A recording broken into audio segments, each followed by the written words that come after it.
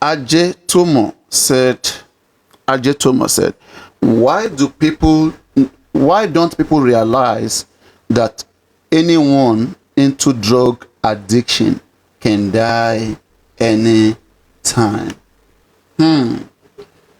There are so many drug addicts there who are still working freely and who are still fine. But I want to put the same thing to you. Ajay Tomobi, you say, why don't people realize that anyone into drug addict can die anytime? My saying to you is, not only anyone into drug addict can die anytime. Anyone can die anytime. Anyone. Okay? There are people who are not drug addicts who can also die anytime. Do you agree? Whether one, whether two, whether the percentage is high or low, it can happen. So whenever it happens, what we should do, we should just confirm whether it is that drug that killed them. She understand?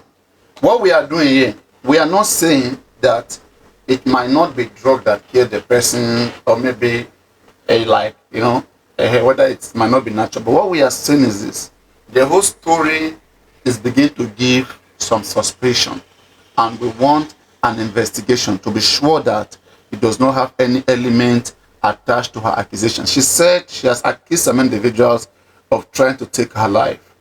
Just because she's a drug addict, does she deserve to die like an animal? Does she deserve to be killed because she's a drug addict? If she died out of that particular illness, fine. We understand it's a natural cause. It's caused by, her addiction. That's clear. That's the justice.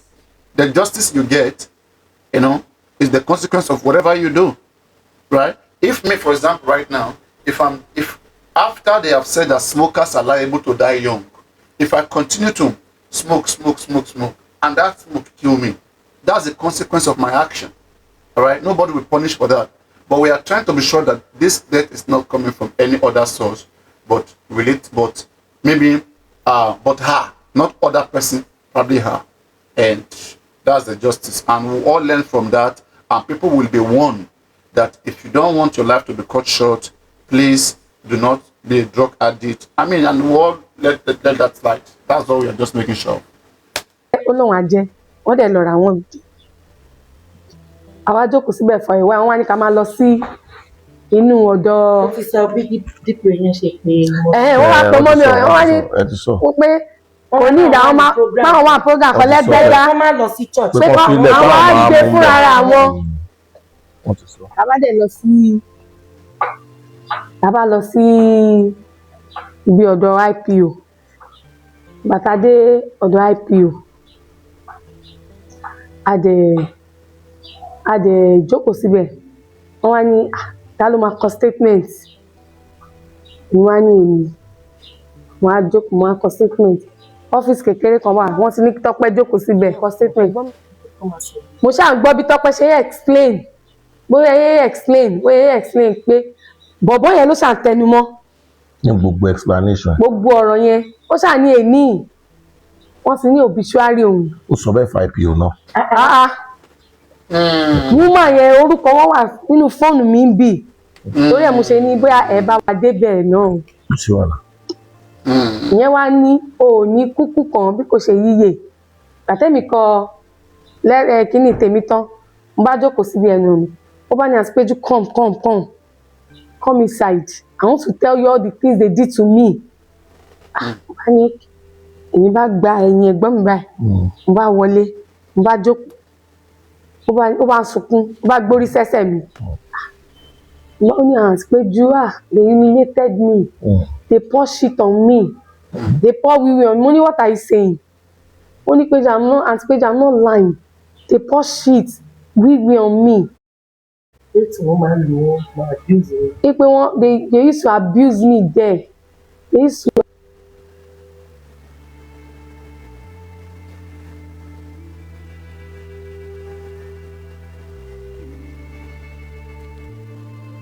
Is it from me? Hello.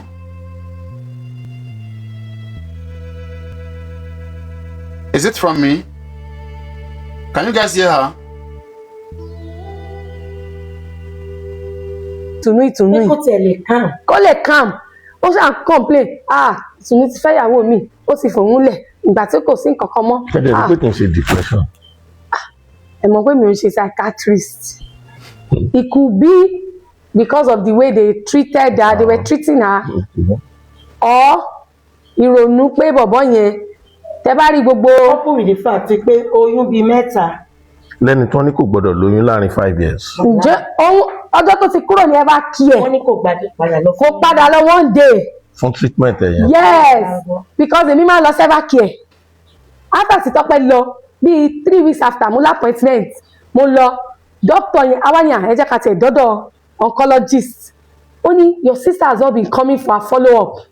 Wọ́n dẹ̀ ti dáwó fún tó yẹ kó fi tọ́jú ara rẹ̀. Kò padà lọ server care for one day. Ok, ẹ mọ nǹkan tó ṣẹlẹ̀ kábàlì gbé pípé. Yes sir. Lẹ́yìn tẹ́ kúrò ní police station. Bẹ́ẹ̀. Because. Ẹjọ́ jẹ́ kí n kárẹ̀ láti bẹ̀yìn. Sorry. Okay. Nígbà tí a wá dúró for like 4 hours. Rí mọ́mì yẹn kan dé. Mọ́mì yẹn time tí ń lọ ó ti ń bọ̀ sí kí ni a wá pe IPO yẹn pé àmàrí mọ́mì wọn bá ní òkè kọ́ lọ bá wa sọ fún GPO. About that time ní DPO wá pè wọ́n wá ní pé wọ́n ti get mọ́mì yẹn pé wọ́n ní ká máa lọ sí church. Okay. Wípé àwọn ò tí parí program yẹn pé ká máa lọ pọ́n wà bá wa ẹ̀jẹ̀ bẹ̀. tí ń bọ́ sí ọ̀lẹ́ ó gbọ̀n bá ṣe ti fèsì lọ́dún aṣáàbẹ̀rẹ̀ ní adé church ṣàtàdébẹ̀ àárín ọ̀kọ̀ọ̀kan church wà ní títì main gate wà ní under law and key ni akọlẹ̀kùn pé bí a small gate wà kápá àṣàríyàn adẹ̀ ń pe mọ́mì yẹn bóyá bí táwọn náà wà wọn ò gbé kọ̀ á pèpèpèpè abájókòó sí. Àwọn èèyàn bíi méjì mẹ́ta náà wá béèrè wọn. àwa jókòó síbẹ̀ àwọn kan ń ṣe wíìk hairdresser kan ṣáà ń bá wọn ṣeré ń bẹ̀ bàtà wá wo time ó ti bọ́ sí bíi àtúntò ló bíi 2 hours again níbẹ̀. Guys, please be listening. Okay, I need 15 minutes. I want to go and buy something in that location that they posted my address. Maybe they will carry me. Okay, they will arrest me. Now that they know my name, Godwin, and they know my address, I want to go down and buy something. Maybe they will arrest me, okay? So I'm coming. Let me go and buy something downstairs. Ẹ ti understand? Bá ṣe sọ pé ẹ jẹ́ ká máa lọ. Pé Tọ́pẹ́ gan ló ní ẹ jẹ́ ká máa lọ. A ní ṣe bí wọ́n come back. Ó wá ní we come back pé any prayer they want to do for me to be calm. We come back pé ẹ jẹ́ ká máa lọ sí Ṣàgám. Ṣùgbọ́n tá a fẹ́ máa lọ sí Ṣàgám. Àwa ní pípé eléyìí tó kàn ṣáà pariwo ìtùnú yìí. Pípé since mọ́mì yẹn dẹ̀ ní bóyá pé tán bá lè ṣe prayer fún lọ́wọ́ sọ pé kì í jẹ́ ká lọ sí sẹ̀lẹ̀ kọ̀ọ̀kan bá wa pray fún kárẹ̀ calm. Àdèdè church yẹn. Ọ̀rẹ́ Rahman yẹn. Church wọn ẹ mọ̀ pé Ìkòròdú nìyẹn ń gbé. Ìkòròdú nìyẹn gbé yẹn bá ní àyè jẹ́ ká lọ sí church àwọn adẹ̀ lọ́bẹ̀. Church àwọn adẹ̀ lọ́bẹ̀. Church àwọn adẹ̀ lọ́bẹ̀. Church àwọn adẹ̀ lọ́bẹ̀. Church àwọn adẹ̀ lọ́bẹ̀. Pípọ̀ ọmọ yìí o ẹ take care o ẹ ṣèrà padà fún ṣé dandan kẹ wá bí o wípé bọ̀ ẹ ṣèrà padà fún kẹ take care. Ó dẹ̀ ní àbá fi let's be going tó tún bá àwọn yẹn ṣeré àwọn tó ń wà church lẹ̀ tó ya píkà dẹ̀ ń lọ. tó ń bá wọn ní possibly Sunday òun máa bá wọn wá òun á wá sí kórè wọn. Ìgbà tá a dé WAPCO ẹ mọ̀ pé a ti súnmọ́ Ṣàgámù ó bá ní òun ò tẹ̀mú bára òun ṣe pé ẹ̀yìn tó ń wá pé orú mú òun abádẹ́yìn ṣé wàá bọ́ sáàárín èmi àtẹ̀gbọ́n mi là wà láàárín òun àti Ramon àti girl yẹn ok Ramon wà wájú ṣàléwà ìyẹn ó láì dàn báyìí ó borí sí ó wá ní orú mú òun pé àwa ní gbogbo ìgbà yẹn ṣe òun lọmọ mi ń táìpù gbogbo ìgbà yẹn ó kàn táìpù ló ń táìpù àwọn òkúkú mọ ẹ̀gbọ́n mi wá sọ pé wo Tọ́pẹ́ ó lè jẹ bọ̀bọ́ yẹn ọkọ ẹ̀ ló ń sẹ́yìn mẹ́sẹ̀gì ṣe òun àwọn òkúkú mọ kankan. tó bá ṣe máa débi Coca-Cola yẹn báyìí ibi bíi Coca-Cola yẹn ló ti send ògbó tuntun àwọn ò mọ̀ ó bá lóun fẹ́ mọ̀ ìrọ̀lẹ́ tí ń ràn gbà yẹn o ó ti bọ́ síbi after 7 ló bá ní abára petrol sí mọ́tò yẹn ó bá lóun fẹ́ omi tútù lèmi bá sọ fún Ramon yẹn pé mo bá dà mo ní lọ sí ibi ibẹ̀ yẹn pé ó dàbí pé báà kan wà mẹ́kó ra bottle water ìyẹn bá dẹ̀ra bọ́tí wọ́tà yìí Tọ́pẹ́ gbà adẹ̀ṣí ó yọ Lámídì sóyá take and drink now kìíní kan sí ìsòní ó bá ní ó bá ní àdúgbò ẹ mọ̀ pé ó dẹ̀ láì dàn sẹ́sẹ̀ jẹ́ yẹn ó wà ní I'm not comfortable here I'm not it's like my comfortable here daughter bá ní òkè èmi wá ní sista mi adẹ̀ ti fèsì ọ̀nà lé lọ́ba ní ẹjẹ́ apàdà mo ní ẹjẹ́ ká kúkú gbé lọ sí hospital pé ká ti ẹ̀yà padà ká máa lọ sí hospital torí bó ṣe ń ṣe yẹn kò fẹ́ ṣẹ̀mú kan sọ pé I'm not comfortable pé it's like èyàn pé ọ̀fẹ́ ní malaria my bá ní ẹjẹ́ ká sáré gbòòrò lọ sọ́dọ̀ doctor mi wọ́n á lè bá wa treat ẹ̀ kí bí system ẹ̀ tiẹ̀ calm and all that ká tó máa lọ́lé pé torí bó ṣe ń ṣe driver ó yá ẹjẹ́ a máa lọ ó bá jẹ́ yí padà so bó ṣe yí padà báyìí ó kàn kú díẹ̀ ká dé ibi cinema road mi mọ̀ bóyá ẹ mọ̀ Ṣàgámù dáadáa cinema road very close to Akarigo Palace ó kú díẹ̀ ká débẹ̀ ó kàn mú èmi àtàbúrò mi látẹ̀yìn ni ó kàn mú orí wa pọ̀ báyìí ó kàn gbórí sáàárín wa ni ó ṣe gbórí lé wa léjìká ẹ̀gbọ́n mi bá ní Tọ́pẹ́ what's wrong with you. ló ń ṣe dẹ̀ ṣe bí bébì kíní kan ló bá ní I don't know how his name is bàbá mo bá ní òkè dọ́kítọ̀ mi bá dẹ̀ ṣe bíbẹ̀ bàbá pe dọ́kítọ̀ pé. I'm begging you, stop saying I'm fine. Pé jara gírí kó fẹsẹ̀ bọ́lẹ̀ o. Nígbà alájọ ṣeré látẹ̀kùn. Tọ́pẹ́ ní week bá dé. Ẹ ti dọ̀ hospital kan. Àti dọ̀ hospital. Bí dọ́kítọ̀ ṣe wá tán wá wò Tọ́pẹ́ nínú mọ́tò báyìí wọ́n ti gbé kinní wọn wá gbé wọ́n sọ pé ká máa lọ sósù. Wọ́n ní ká máa gbé lọ sí general hospital ká máa gbé lọ sí oṣù ká máa lọ sósù. Immediately fún àti reverse àti fẹ́ ó sùn síbẹ̀ yẹn ló dẹ̀ bí. Ṣé bá ṣe tọ́ọ̀nù pé à ń lọ sósù báyìí? Ó wá ṣe báyìí. Ó kàn ṣe báyìí ni. Wọ́n ní kí ló ṣe tó ń nù ọ́. Èmi wá ṣe báyìí pé Tọ́pẹ́ what is wrong with you? Pé what's wrong with you? Ẹ̀kan náà ó kàn yàgbẹ́ ni. Àwa ní driver sáré driver wá ní irú iṣẹ́ wo ló ń gbà lé ní ẹ pé wọ́n tún ó yàgbẹ́ sí wọ́n ní. Pé ẹ má wọrí àáfọ̀pá àgbé lọ car wash. Bájẹ̀ ṣe gé ètò suit báyìí akọ̀rin rí tó kàn ṣe báyìí. Wàláì. Ìjọba ní Tọ́pẹ́. Tẹ́bẹ̀ ṣe báyìí ó kàn tún ṣe kírì nígbẹ́ mi.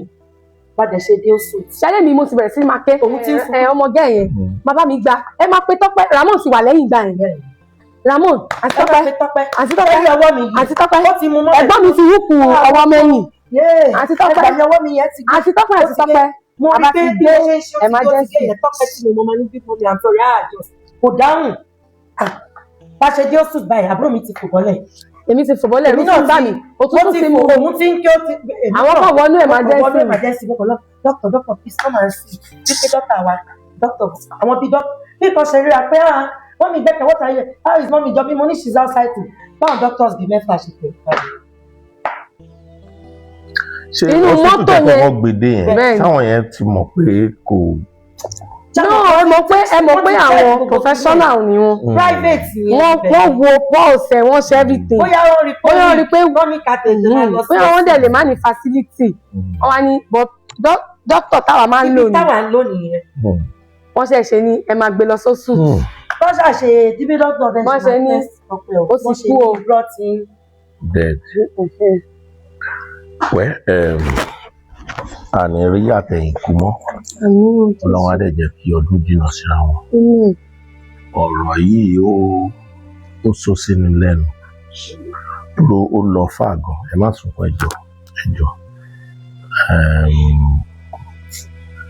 ó sọ pé ó máa kú lọ́jọ́ yẹn ó dẹ̀ padà dákẹ́ náà lọ́jọ́ yẹn ó dẹ̀ well thank God she went to the station. Exactly. She made some reports. Yes. And àwọn tó dẹ̀ bá sọ̀rọ̀ along the line. So a máa fọ̀rọ̀ wá lady yẹn náà lẹ́nu wò ìyẹn tó ló wà lọ́dọ̀ òun fún bí ọ̀sẹ̀ mélòó kan kí ẹ náà sọ àwọn experiences lọ́jọ́ ní papọ̀ at least gẹ́gẹ́ náà wà pẹ̀lú yín títí di alẹ́ yẹn. So ó wà pẹ̀lú títí di ijọ́ kejì. Ọ̀dọ̀ wa ló sùn because lákòókò ló sùn tàrà òun 1:30.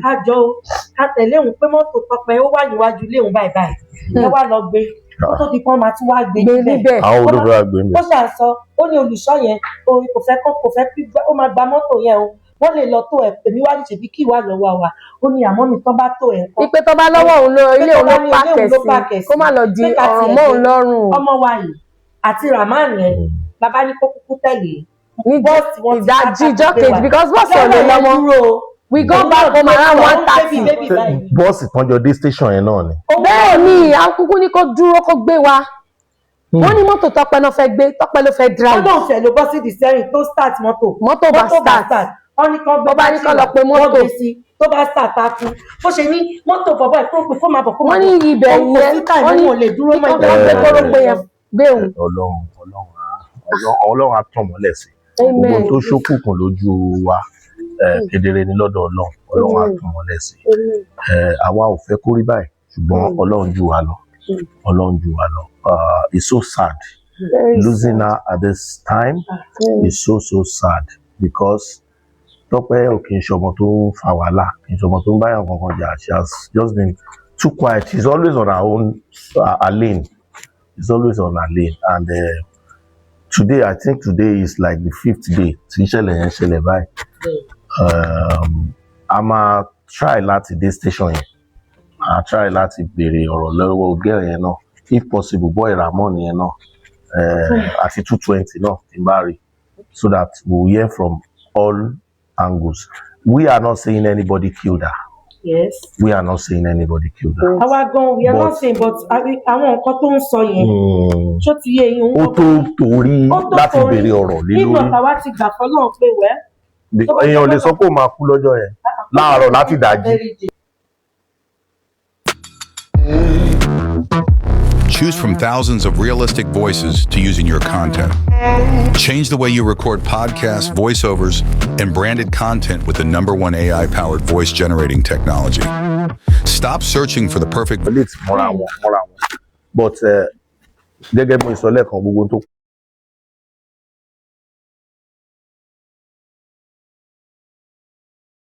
pamọ́ ojú Ọlọ́run tó.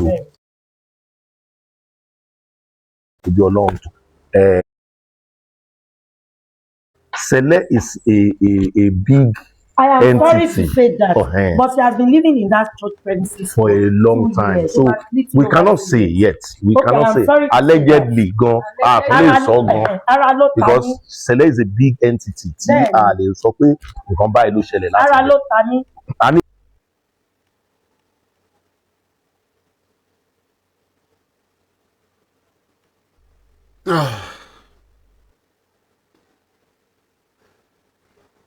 Hello, can you guys hear me? Hello? Am I audible?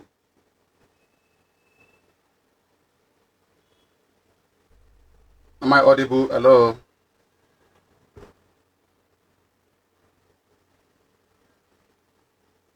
All right, I'm audible. Okay. Good. I really missed a huge part of it. Come, now many people come watch for you. If I not there, I go the run go. Where they go? If I there, I go there. Now me I come watch. I don't understand.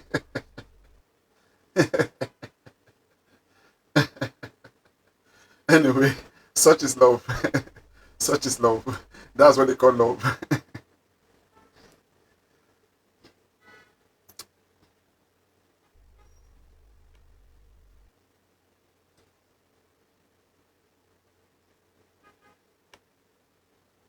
Àwọn èèyàn bíi méjì mẹ́ta náà wá béèrè wọn.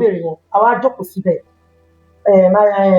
Àwọn kan ń ṣe wíìkì ẹ̀ẹ́dẹ̀sà kan ṣáà bá wọn ṣeré. No, that's not what I want to hear. Awanya, ẹ jẹ́ ká tẹ̀ dọ́dọ̀ oncologist.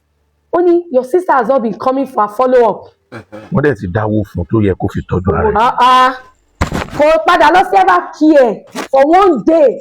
Ok, ẹ mọ nǹkan tó ṣẹlẹ̀ kábàlì gbé pípé. Yes sir. Lẹ́yìn. Ó bá ní òun ò tẹ̀mú bára òun ṣe pé ẹ̀yìn tó ń wá pé orú mú òun. Abádẹ́yìn ṣé wàá bọ́ sáàárín? Èmi àtẹ̀gbọ́n mi là wà láàárín. Òun àti Ramon àti girl yẹn. Ramon mú àwọn ajú. Ok, Ramon wà wájú. Girl ṣàléwà ìyẹn ó lie down báyìí ó gbórí sí. Ó wá ní orú mú òun pé. Àwa ní gbogbo ìgbà yẹn ṣé òun lọmọ mi ń táìpù. Gbogbo ìgbà yẹn ó kàn táìpù ló ń táìpù. Àwọn òkúkú mọ̀ ẹ̀gbọ́n mi wá sọ pé wo Tọ́pẹ́. Ó lè jẹ́ bọ̀bọ́ yẹn ọkọ ẹ̀ ló tún yìí send message àṣẹ òun tó send message gbogbo èèyàn kiri. Àwọn òkúkú mọ̀ kankan. So bá ṣe máa débi Coca-Cola yẹn báyìí ibi Coca-Cola yẹn ló ti send ògbó tuntun àwa ọmọ. So anyway, they got into the car and they were going back to Songo, if I'm not mistaken. So she was saying she was feeling heat in the car, blah blah blah. Like they were telling her to change position. Like she said that she was having a running stomach, something like that. But they didn't know that during that process when she died, she lay her head, I think on someone's laps. She was sending messages to social media and to different people, maybe posting or doing whatever with her phone while she was there. mọ̀ ó bá lóun fẹ́ mu ìrọ̀lẹ́ tí ń rọ̀ gbà yẹn ara o náà ó ti bọ́ sí bíi ó ti to bọ́ eight no bíi bí after 7 after 7 ló bá ní abára petrol sí mọ́tò yẹn ó bá lóun fẹ́ mu omi tútù lèmi bá sọ fún Ràmọ́ yẹn pé ó tún fẹ́ mú nǹkan bọ́lẹ̀ tútù again. mo bá dà mo ní lọ sí ibi ibẹ̀ yẹn pé ó dàbí pé báà kan wà mẹ́ kó ra bottle water ìyẹn bá dẹ̀ ra bottle water yìí Tọ́pẹ́ gbà adẹ̀ṣí ó yọ Lámídì sóyá take and drink now kìíní kan sí ìsòní ó bá ní ó bá ní àdúgbò ẹ mọ̀ pé ó dẹ̀ lie down sẹ́sẹ̀ jẹ́ yẹn ó wà ní I'm not comfortable. I'm not comfortable here I'm not It's like my comfortable here daughter bá ní òkè èmi wá ní sìsá mi adẹ̀ ti fèsì ọ̀nà lé lọ́ba ní ẹjẹ́ apadà mo ní ẹ jẹ́ ká kúkú gbé lọ sí hospital pé ká ti ẹ̀yà padà ká máa lọ sí hospital torí bó ṣe ń ṣe yẹn kò fẹ́ ṣẹ̀mú kan sọ pé I'm not comfortable. Anyway, while they were on their way going, she was complaining about her condition. She actually said she wanted to drink cold water, and she has earlier complained about it, like cold thing, like it's very cold. Then they go get her like a cold water. Then when they came, they said this is the cold water, and again she started complaining, another complaint that she's not feeling all right inside her. And so right now they were suggesting whether they should go to hospital or they should go back. So they were confused. They didn't know what to do. It's like èyàn pé ọ̀fẹ́ ní malaria n bá ní ẹjẹ́ ká sáré gbòó lọ sọ́dọ̀ dọ́kítọ̀ mi wọ́n á lè bá wa treat ẹ̀ kí bí system ẹ̀ tiẹ̀ calm and all that ká tó máa lọ́lé nítorí bó ṣe ń ṣe. Driver ó yá ẹjẹ́ a máa lọ ó bá dẹ́ yí padà. So bó ṣe yí padà báyìí ó kàn kù díẹ̀ ká dé ibi cinema road mi mọ̀ bóyá ẹ mọ̀ Ṣàgámù dáadáa cinema road very close to Akarigo Palace ó kù díẹ̀ ká débẹ̀. Ó kàn mú èmi àtàbúrò mi látẹ̀yìn ni. ó kàn mú orí wa pọ̀ báyìí ó kàn gbórí sáàárín wa ni ó sì gbórí lé wa léjìká ẹ̀gbọ́n mi bá ní Tọ́pẹ́ what's wrong with you. kí ló ń ṣe lẹ́ ṣe bí bébì kíní kan ló bá ní I don't know how his name is bàbá mo bá ní òkè ọ̀dọ̀ dọ́kítọ̀ mi bá dẹ̀ ṣe níbẹ̀ bàbá pe dọ́kítọ̀ pé wípé bó ṣe ń ṣe wọ́n máa kàn lọ pé kàn lọ mú owó ńlá wa pé jara gírí kó fẹsẹ̀ bọ́lẹ̀ o. ìgbà alájọ ṣeré látẹ̀kọ̀ Tọ́pẹ́ ní week mbadé. ẹ ti dé hospital kan. àti dé hospital. bí dọ́kítọ̀ ṣe wá tán. Okay, they eventually get to the hospital. They get her to the hospital so that she can receive her treatment. And when they get before there in the car, like she held the two of them together and lay her head, and they were telling her, "Don't behave like this. Like try to comport yourself, because if they see you in a very helpless condition, doctor, they will call us a very big amount of money, and we don't even have it. So compose yourself like you are all right. When they look at you, they won't be able to charge us that much." So they were trying to see how they can get things fine. wọ́n wá wò Tọ́pẹ́ nínú mọ́tò báyọ̀ ti gbé kinní wọn wá gbé wọ́n sọ pé ká máa lọ sósù. wọ́n ní ká máa gbé lọ sí general hospital ká máa gbé lọ sí oṣù ká máa lọ sósù. immediately fún àti reverse àti fẹ́ oṣù síbẹ̀ yẹn ló dẹ̀ ju bí. ṣé bá ṣe tọ́ọ̀nù pé à ń lọ sósù báyìí ó wá ṣe báyìí. ó kàn ṣe báyìí ni. wọ́n ní kí ló ṣe tó ń nù. èmi wá ṣe báyìí pé Tọ́pẹ́ what is wrong with you. pé what's wrong with you. ẹ̀kan náà ó kàn yàgbẹ́ ni. àwa ní driver sáré driver wa ní irú iṣẹ́ wo ló ń gbà lé ní ẹ́.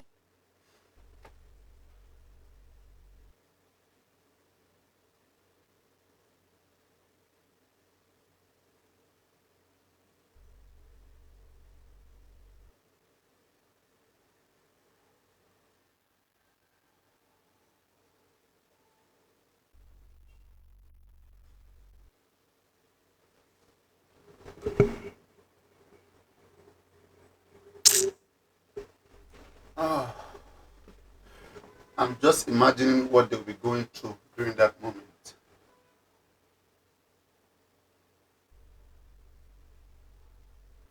I think I don't need to translate now. Are you all listening? Hello, guys. Are you all listening? Hello, are you all listening? Hello, is everybody listening?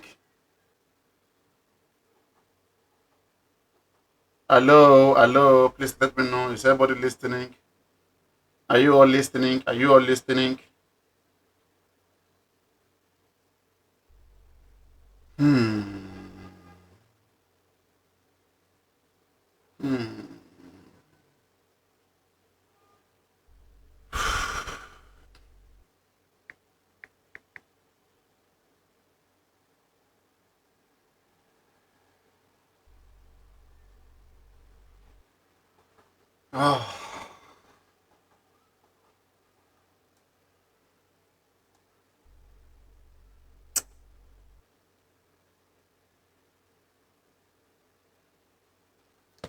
They went to the first hospital and they rejected them.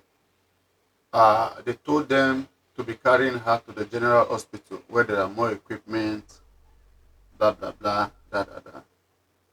Driver was complaining, he's even already tired. These women, they were there struggling, and the lady was just like, her body was rotating, she was squeezing her body. Sometimes she will hold them, she will stretch too much, like this, then they will be scared. They turned the car that they should be taking her because the doctor didn't admit them in the hospital they came. Doctor said they should be taking her to a general hospital. Oh God, all these doctors, I don't know. If you're not equipped, then why do you have that place there? I don't understand. Guys, when was the last time they started rejecting people like this abroad? When you go to the hospital, they reject you. I don't understand. Even if it's oxygen, they would have kept her and stabilized her now. I'm not a medical doctor, but we should care more about life here. I mean, living here is very dangerous. Living here is very, very dangerous. They didn't even think of first aid. I mean, maybe it's her temperature that it's increased, or even try to stabilize her condition. In that, somebody who is dying, who is in a critical condition, you are saying they should be taking the person to another hospital who is very far. And you know for sure, oh God, what if that person is going to die? You don't want the person to die in your hospital. Is hospital not made, is not a place to try to save life?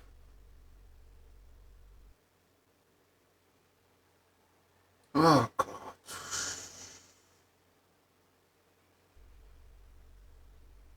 So in the car, they say she started excreting, like she just excrete like that, without control, like faces, shit, like she was shitting in the car, the lady.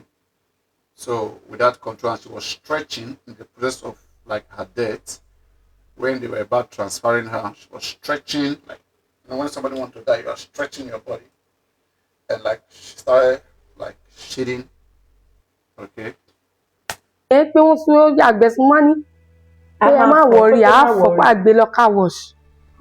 Bájẹ̀ ṣe máa ṣe é tó suit báyìí akọ̀rin rí tó kàn ṣe báyìí. Wàláì. Bàbá ní Tọ́pẹ́. Ṣé bóyá ṣe báyìí? Ó ṣe báyìí. Ó kàn tún ṣe ìgbẹ́ mi. Bájẹ̀ ṣe dé ó suit. Ṣẹ́lẹ̀ mi mo ti bẹ̀rẹ̀ sí ní máa ké ọmọge yẹn. Bàbá mi gba ẹ máa pe Tọ́pẹ́ Ramon ti wà lẹ́yìn ìgbà yẹn. So they were trying to rescue her. She just she's still in the car in this process during this time. Like she just shook her head. She just shook her head and she became unconscious. They were trying to hit her so that she can be conscious back. The woman was crying and they were trying to rush her at the same time to the general hospital. In that process, that's what happened. Ramon, àti Tọ́pẹ́, ọwọ́ mi yìí. àti Tọ́pẹ́, Ó ti mú mọ́. ẹ̀gbọ́n mi ti wúkú ọwọ́ mẹ́yìn. Àti Tọ́pẹ́, ẹgbàá mi ọwọ́ mi yẹn ti gbé. àti Tọ́pẹ́, mo rí pé bí ó ṣe ń ṣe emergency. Tọ́pẹ́ tí mo máa ní bí mo ní àǹtọ̀rẹ́ àjọ kò dáhùn. Bá ṣe dé ó sùn báyìí àbúrò mi ti fò bọ́lẹ̀. Èmi ti fò bọ́lẹ̀ èmi náà bá mi òtútù ti mú. Òun ti ń kí ó ti. Àwọn kan wọnú emergency. Mo kàn lọ doctor please come and see. Wípé doctor wa doctor àwọn bíi doctor bí kan ṣe ríra pé wọ́n mi gbẹ́kẹ̀ what are you how is mommy jọ bí mo ní she's outside too báwọn doctors bíi mẹ́fà ṣe pè é. Ṣé hospital tẹ́kọ̀ wọ́n gbèdé yẹn táwọn yẹn ti mọ̀ pé kò. No, ẹ mọ̀ pé àwọn professional ni wọn. Private ni wọ́n wo pulse wọ́n ṣe everything. Bóyá wọ́n rí pé mọ́mí kàtẹ́jọ́ máa lọ sí. Bóyá wọ́n dẹ̀ lè má ní facility. Wọ́n wá ní but doctor táwa máa ń lò ní. Táwa ń lò nìyẹn. wọ́n ṣe ní ẹ máa gbé lọ sóṣù. wọ́n ṣàṣe díbídọ́. I don't understand. No. I don't question. Okay, I'm not there. Anything can happen. This lady ate meat pie. She drank water, whatever, on her own volition.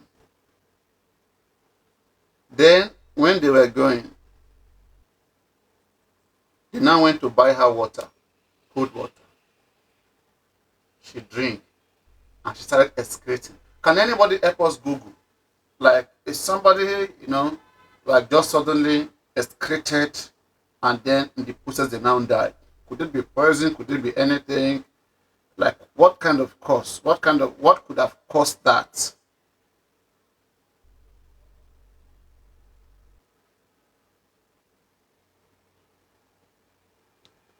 Okay.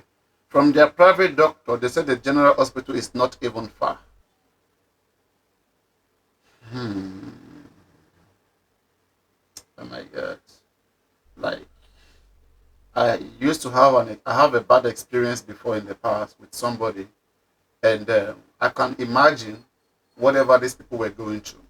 That's why I shook my head. Like, that moment is very intense. It's going to be an intense moment.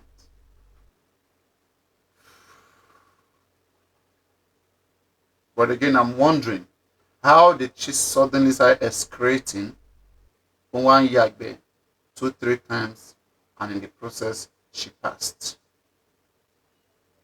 Is that natural cause too? I don't know what could cause it. She didn't vomit, but she excreted and she passed. Wọ́n ṣe ní ó ti kú o. Dead. Well, The doctor tested her on arrival. They tested the body, and they said this person is brought in dead. He's not alive. BID. From those that were eyewitness that were right there that night, this is their narration of how the actress died.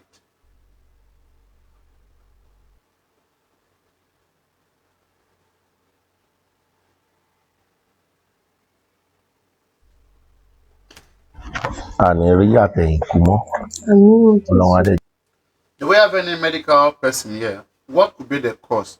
What could be this sudden, excretion and then like death? I mean, nurses, you guys should have some little experience. Yeah? What could be this sudden excretion and then death just happened just like that suddenly? What's up?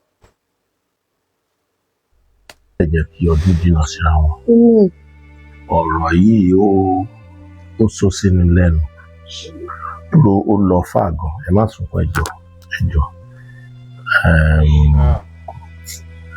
ó sọ pé ó máa kú lọ́jọ́ yẹn ó dẹ̀ padà dákẹ́ náà lọ́jọ́ yẹn ó dẹ̀ well, thank God she went to the station. Exactly. She made some reports. Yes. And àwọn tó dẹ̀ bá sọ̀rọ̀ along the line. So a máa fọ̀rọ̀ wá lady yẹn náà lẹ́nu wò ìyẹn tó ló wà lọ́dọ̀ òun fún bí ọ̀sẹ̀ mélòó kan kí ẹ náà sọ àwọn experiences lọ́jọ́ ní papọ̀ at least gẹ́gẹ́ náà wà pẹ̀lú yín títí di alẹ́ yẹn.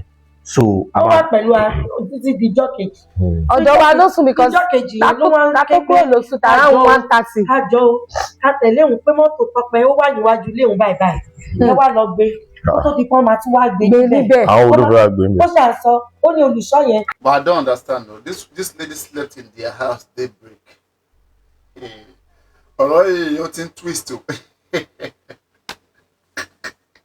Guys, she na me no dey understand me. Oh, who is the hairdresser? The one on white is the hairdresser. Please help me. The one on white, is she the hairdresser?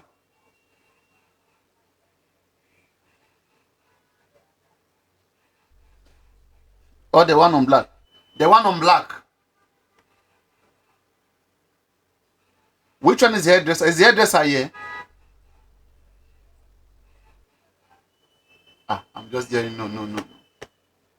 ó kò fẹ́ ó máa gba mọ́tò yẹn o wọ́n lè lọ tó ẹ̀ èmi wá ní ṣèbí kí wà lọ́wọ́ wa ó ní àmọ́ mi tán bá tó ẹ̀ kọ́. ipe tó bá lọ́wọ́ òun lọ ilé òun ló pàkẹ́ sí kó má lọ di ọ̀ràn mọ́ òun lọ́rùn. ọmọ wa yìí àti Rahman yẹn bàbá ní kó kúkú tẹ̀lé ní ìdájí ìjọ kejì because bọ́ọ̀sì ọ̀lẹ́ lọ́mọ we go back home around 1:30. bọ́ọ̀sì kan jọ dé station yẹn náà ni.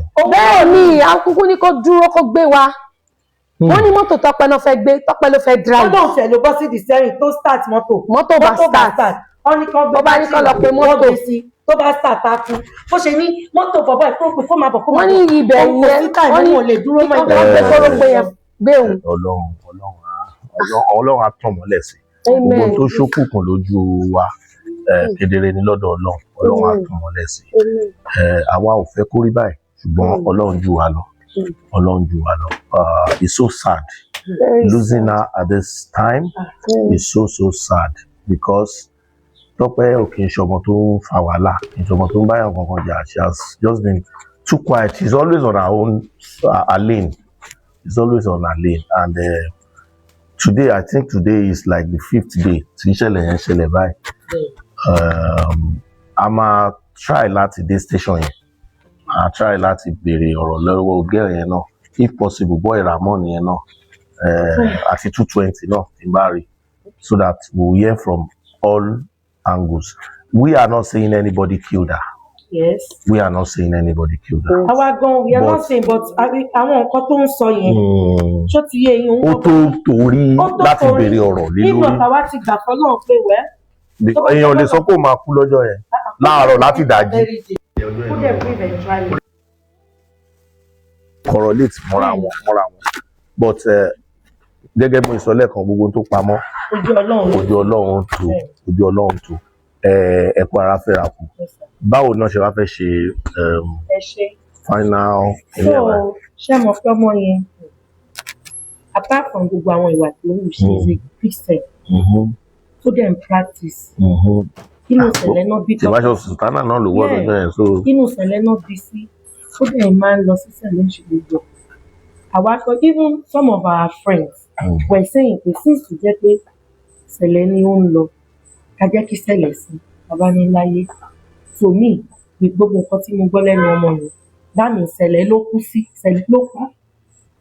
ẹ má sọ bẹ́ẹ̀. no ṣe bí ìṣẹ̀lẹ̀ sí àná ẹ má gbọ́ ẹ má sọ bẹ́ẹ̀ èmi ń lọ sí ìṣẹ̀lẹ̀ ẹ má sọ bẹ́ẹ̀ ẹ mọ reason tó ẹ ní sùúrù mà ẹ mọ reason tèmi ṣe sọ bẹ́ẹ̀ Sele is a big I am entity. sorry to say that, but she has been living in that church premises for a long time. So we cannot say yet. We cannot say allegedly gan. Please so gan. Because Sele is a big entity. Tí a lè sọ pé nǹkan báyìí ló ṣẹlẹ̀ láti ara ló ta ní. An individual èèyàn with different characters. Bẹ́ẹ̀ni. So ẹ má jẹ́ ká gbé compound yẹn. Maybe I should not have put it that way. I am sorry to say that. Mo withdraw statement mi. But at the end of the day, mo sọ pé torí kó jẹ́ Christian, àwọn parents àwa Muslim home lẹ́wà. Mo wá ní okay, what we do is ìlànà Christianity yẹn náà la máa sìn. Àwa lọ sọ́dọ̀ ń kú wa. Ó jẹ́ pé Anglican church ní ìdájú báyìí ṣe. A lè fẹ́ fọ́mọ yín níbi fitting area. Ká kàn fẹ́ gbé kọ́ máa gbé bọ̀ kọ́kàn lọ sí area náà ká lọ jù ú. A fẹ́ kọ́ ṣe small service ní kọ́ ṣe gbogbo ẹ̀. A lè gbé kúrò ní church ká gbé lọ sí burial ground wípé. Ẹgbẹ́ ìyá àwọn tó ní kẹ̀sìn ó sì ń kọ́. A lè ṣe síbẹ̀ ẹni kí ni ẹni. Kí ni reason wa? Ìgbà tí pébọ̀ ti ìyẹn bàbẹ́ àbúrò mi wá padà sí ilé dáàdì wa. Ó ti yé yín ọmọ kékeré ló bí Tọ́pẹ́. Ó ti yé yín so ó wá fún sick àtìgbà tí ọkọ ẹ̀ ti kú kò gẹ́ta rẹ̀ mọ́ ẹ understand èmi pọ̀ dẹ̀ lọ sẹ́kọ̀ọ́ ni èmi dẹ̀ ti ń gbé Jẹ̀bú yìí tipẹ́tipẹ́ ẹ ti understand I was just in my 30s bí abẹ́yà bí 35, 36 lèmi ti kúrò síbi lèmi ti wá síbi so bó ṣe ní àṣà mi ẹ jẹ́ ká jọ ṣeré lọ sí Ìpẹ̀rù.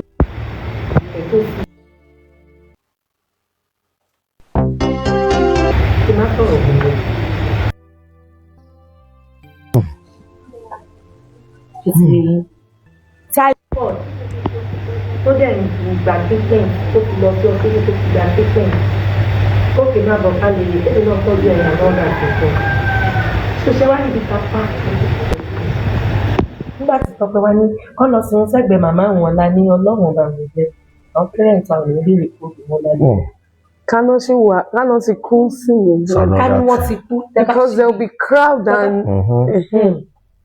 our mom has not gotten herself since. So làwa sọ pé láti lọ arrange gbogbo.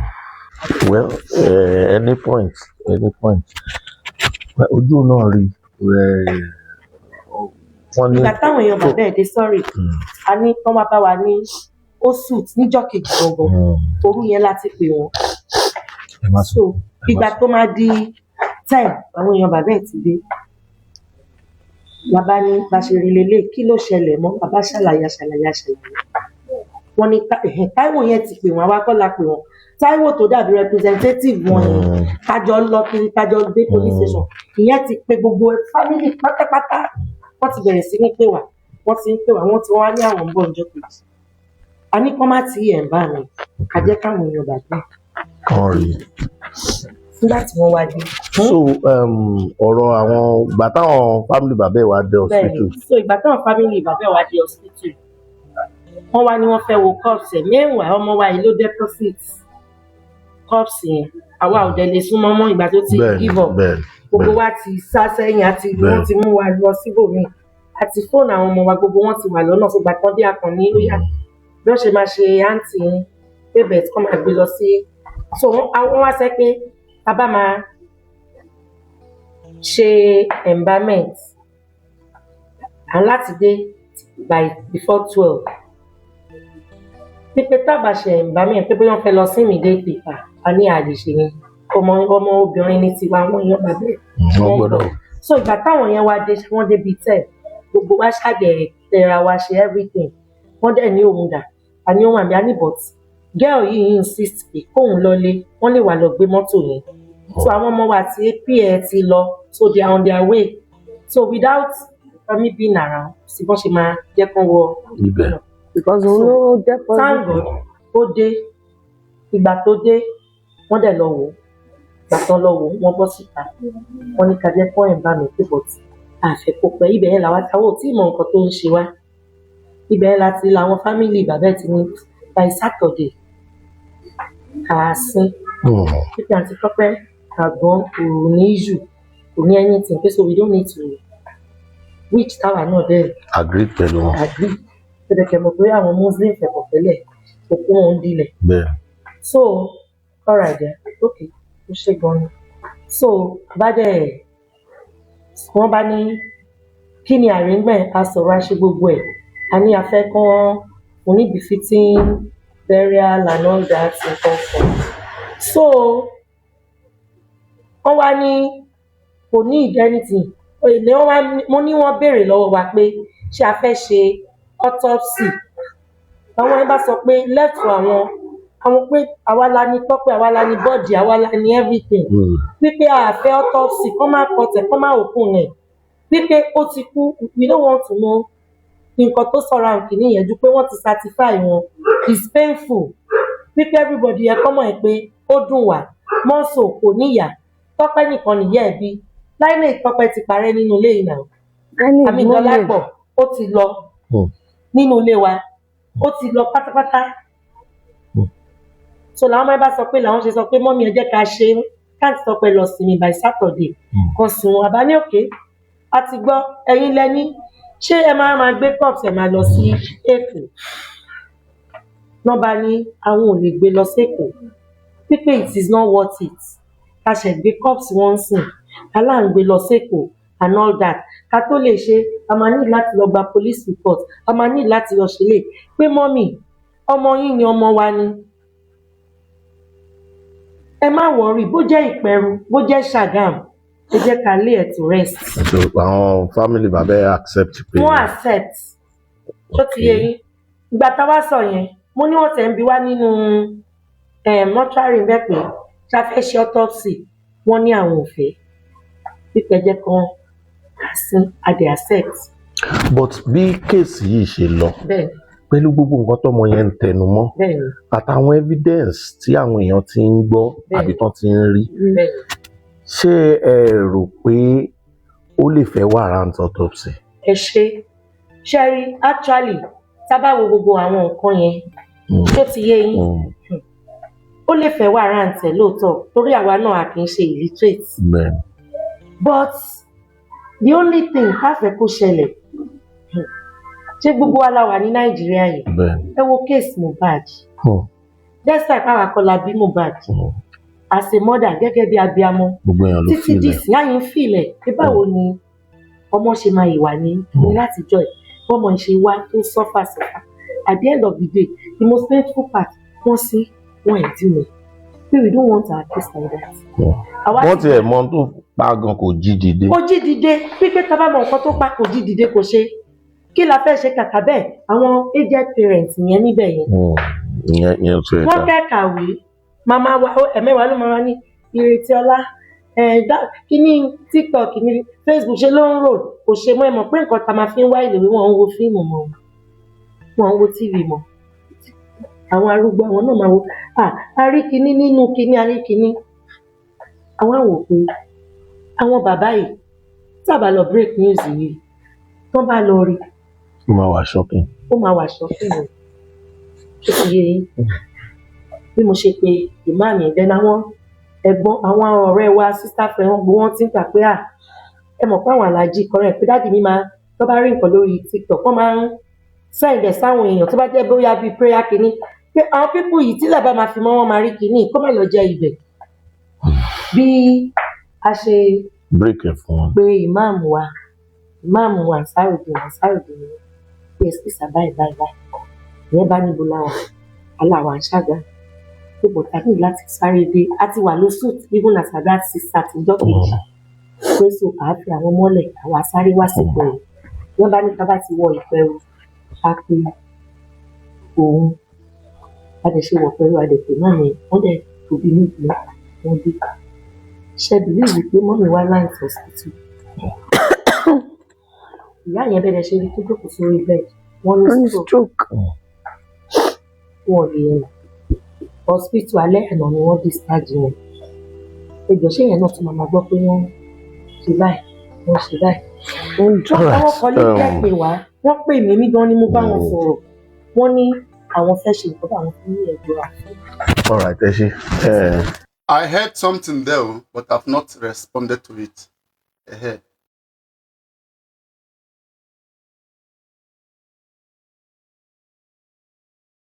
Enjoy, especially this kind of food like this, especially in times like this. The food was so delicious, so delicious. Now let's come back. The family came together. Network, why? Am I audible? Hello?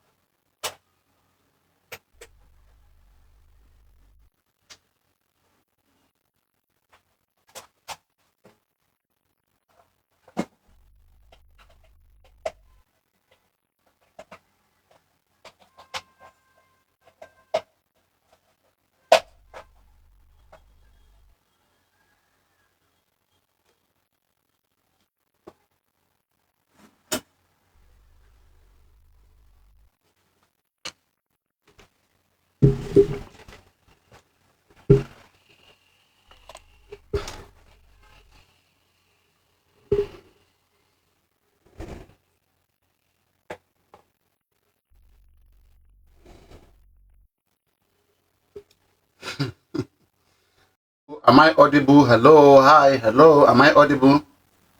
All right, I'm audible. So, Guys, listen carefully.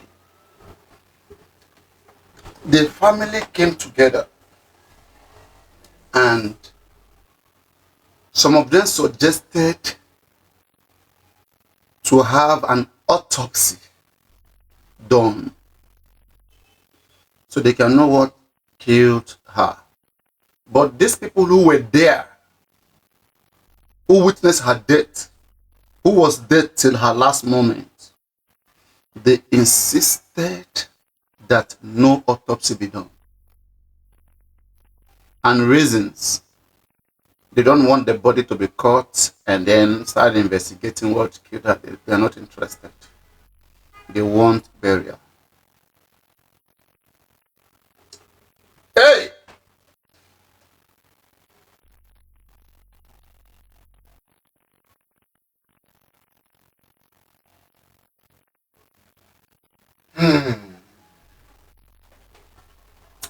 Aye.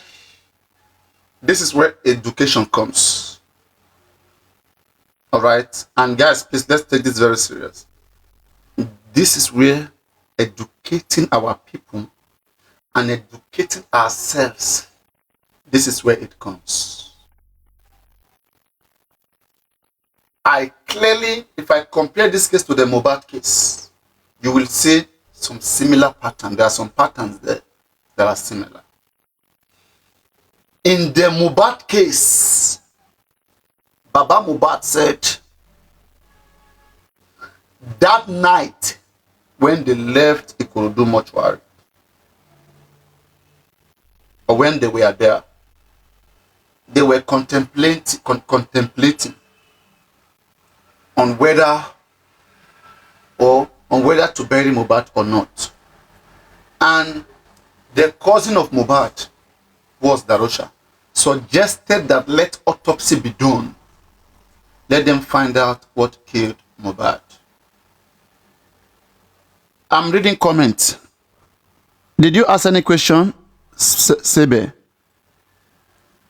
I'm reading comment, okay? Yeah. So, Darosha, who is cousin, he suggested that let autopsy be done. Let Mohbad body be opened and let the cause of death of Mohbad, let it be established before burial. And Baba Mohbad himself has confirmed to what I'm saying. You can ask him. And then Baba refused. Baba said, Ojabari bi nibin wole.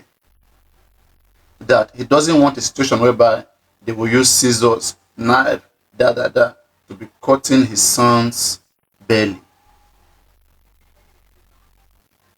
Yes, his uncle, sorry, it's his uncle.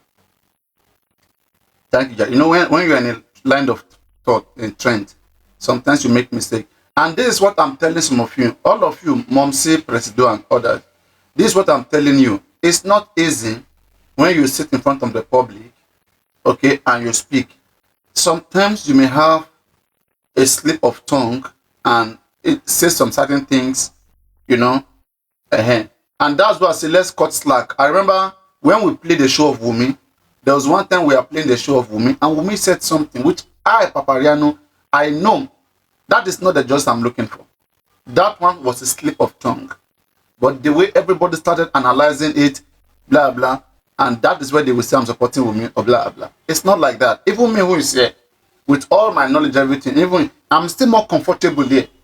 I am not in front of any television. I'm not with any pressure, right? I still have slip of tongue. How about when you are having, you know, this intense and you are doing an interview? So believe me, it happens. No, it happens. So please, we should be cutting people slack. Everything is not suspicion. Please, no. Right? So now, the Mohbad uncles, Darosha, approached the father, and the father didn't want an autopsy. And reasons why he didn't want an autopsy was just practically because the same reason why these people may not want autopsy. Most of our people, you know, and that's why I said that this is where we have to learn as Nigerians or as people, all right? And this is not just to Yoruba people, it goes to all of us Nigerians. And at large, those of you who are not Nigerians.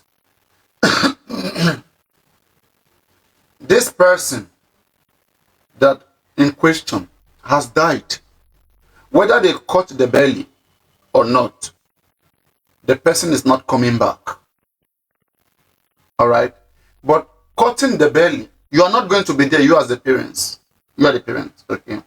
Cutting the belly, the body, it is only a way of ascertaining whether the person death is coming from somebody else or is natural. So most time, please don't kick against it. It doesn't matter your religion. Please don't. Okay? Especially bodies that did not die in the hospital. Adibi, the person was in the hospital. They tested him. They know the person's medical history. And the person died there. Alright? They would likely write some certain conditions that the person was into and now eventually die, which you may not even need an autopsy. But when a person dies in the house, dies in the car on the road, okay, in the church or somewhere else, you have to. And please, all of you say autopsy should not be done. Understand that you may be committing a crime. There is a law in Lagos State. You don't bury anybody unless you know the actual cause of death. You may even go up to 14 years imprisonment. You, these families. I hope you understand the law. I feel with you. You see, those of you who were there until your last moment, believe me, and from what you said, I think I caught a slack to Kehinde Osoba. With all fairness, Kehinde Osoba replied to the police. She said, in fact, they should let her be there, that she's coming. That she's coming, she will come take her, she will come pick her up there in the police station. But this auntie, they took her home. And this is a lady who has always been complaining about everybody. She doesn't trust everybody. She's an orphan. All right? She's been abused. Oh, God. This is very, very terrible condition for anybody. I swear to Almighty God.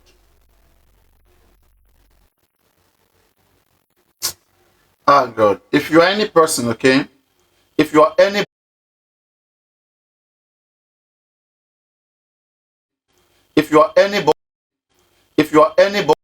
force my hand, all right, to give out money again, right? I have to force my hand. This time, I didn't bring it to social media. I don't know why people always, like, what is this issue that people are having? If I bring somebody on social media, I give them money, you guys will complain. If I go behind the scene, I give them another wahala. I have given so many people money on this app. I don't remember I have come out to abuse anybody for giving them money. I don't remember. Right? But I hear people abusing me that I'm asking for money. And these are people that they didn't even give me a dime. I don't understand. If this is a drama or it's making you guys happy, are you sure this is the right phone you want to be having? Are you sure? Okay. Whatever that makes you happy, I will support it. I want people to be happy. If it solves your problem, fine, no problem. Just be happy. Mm? And I want to address the same issue of Papariano. Like I'm using, I'm creating the foundation secretly. My gosh. Do I owe anybody an explanation whether I want to create foundation or record label? I think those are my privacies, right?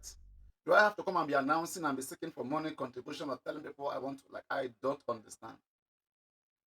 You see, all this is just jealousy. When I'm saying that, jealousy is just all over the corner, like, it's just jealousy. And my advice is this, right? You guys should get a life. Get a life. Get a life. Find a life and get a life. All this gra-gra that Lagata is doing of recently, I never see you doing this gra-gra with Lenchi that wanted to finish you, that I came to rescue you from. Neither from all these persons. There's something they always say in this life. They say, it's always like that. That people that you bring close to you, right? At the end of the day, they may be the one that will want your downfall. Okay? There was a movie where a scientist created robots, blah blah blah, so many robots to come and help human beings. At the end of the day, those robots, they face the scientists back. They are the one that killed the scientists. So he created what took his own life. And I just tell myself the same thing. Papariano, they said I'm asking money from inbox. Do you guys talk about money that I have given to people on this app? All this jealousy, Papariano, he has foundation, he has record label. That is jealousy. What does that have to do with anything? What does it have to do with anything? Do I need people's permission to do anything for myself? All these kids, all these children, I'll need your permission to do anything for myself. Wow. All right, no wahala.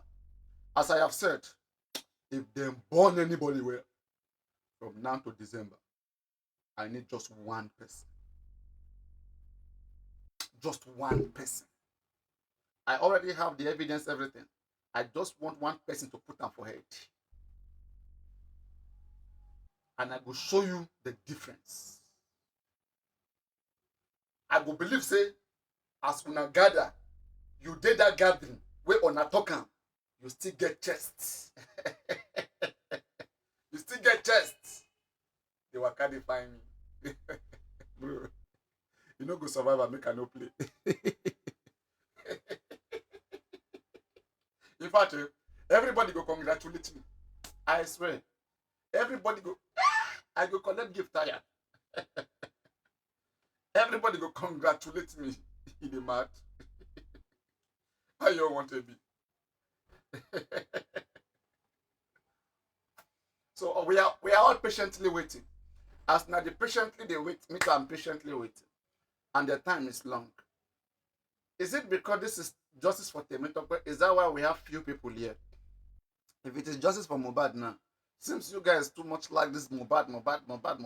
This justice for Mohbad is like on a true like where? We don't even want to discuss justice for another person. All right, though, it's gonna be fine. It's gonna be all right. So, I think this explanation now it kind of like divide my thinking into 50-50. Whether this lady actually died from that, from her, from her sudden illness. It's difficult to believe this, okay? I don't want to hear breast cancer. Breast cancer is not even an option. I don't want to hear that. Okay. She died of her addiction, or probably she was. Well, what can I say? Autopsy was supposed to be done. Ah, my God.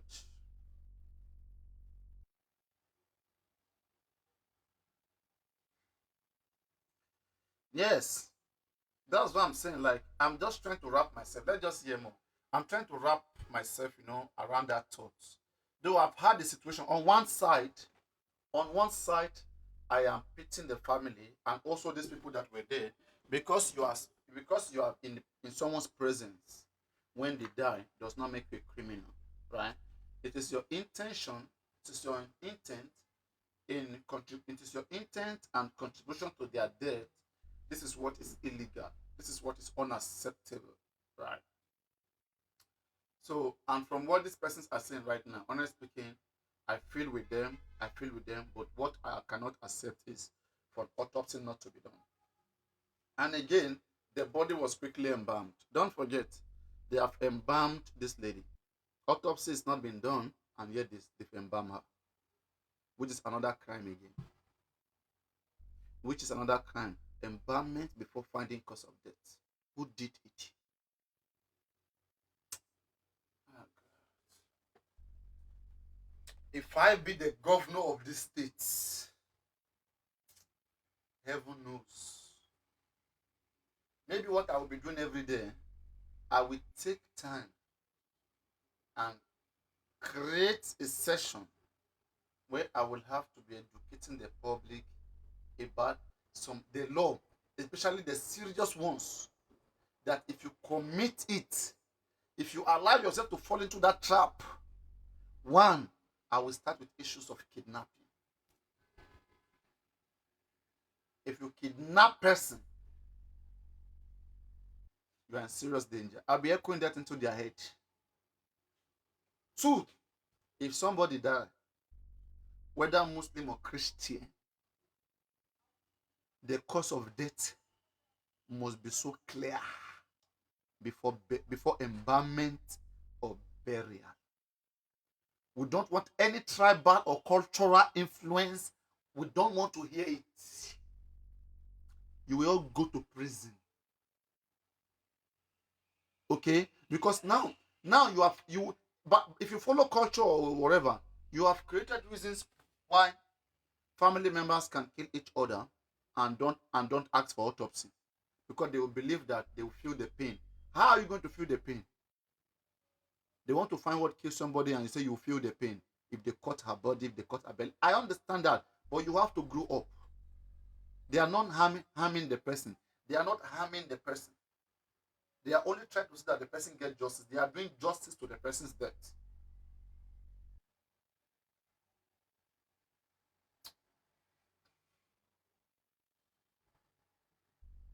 So these two people that witnessed the death, they were asked for autopsy. They refused that they don't need autopsy. They just want burial. They just want burial. Hmm. Hmm. Hmm. My question is this, everybody. What if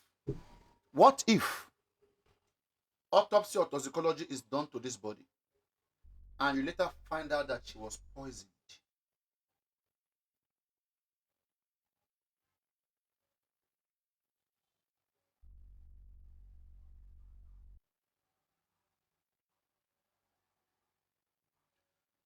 What a wicked world will it be? What a wicked world it's going to be.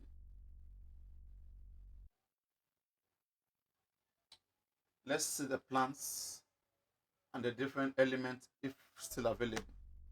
a lè wà bereaved ju àwọn family ẹ̀ lọ. We all have had it from. Please, guys, please, another thing we must stop. What do you mean that we cannot be bereaved more than the family? I don't understand. See, this thing is a disease. It's an endemic.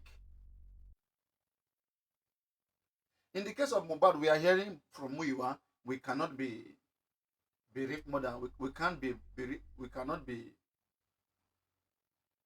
bereaved more than the family, and that we should take things easy. Now the same thing they are telling us here again, that we cannot be bereaved more than the family. What is this? I don't understand. These are ignorance. Exactly. And that is why I say that people should get something. Culture is a cake. Say I am Yoruba, say I am Igbo. All those culture, I love my culture. It's archaic. It's something of the past. It's civilization. Modern day technology is what's supposed to be everybody's culture. You dress like a modern person. You speak like a modern person. You act like a modern person. Please. When you say we can't cry more than the bereaved, what if the bereaved that you are calling the bereaved, what if they have a hand in the death of that person? Or can you prove to me that a family member can never have a hand in the death of their loved ones? I don't understand. You can't cry more than the bereaved. You're using that to stop people from finding justice. What if the family member has a hand in his death? How will they cry?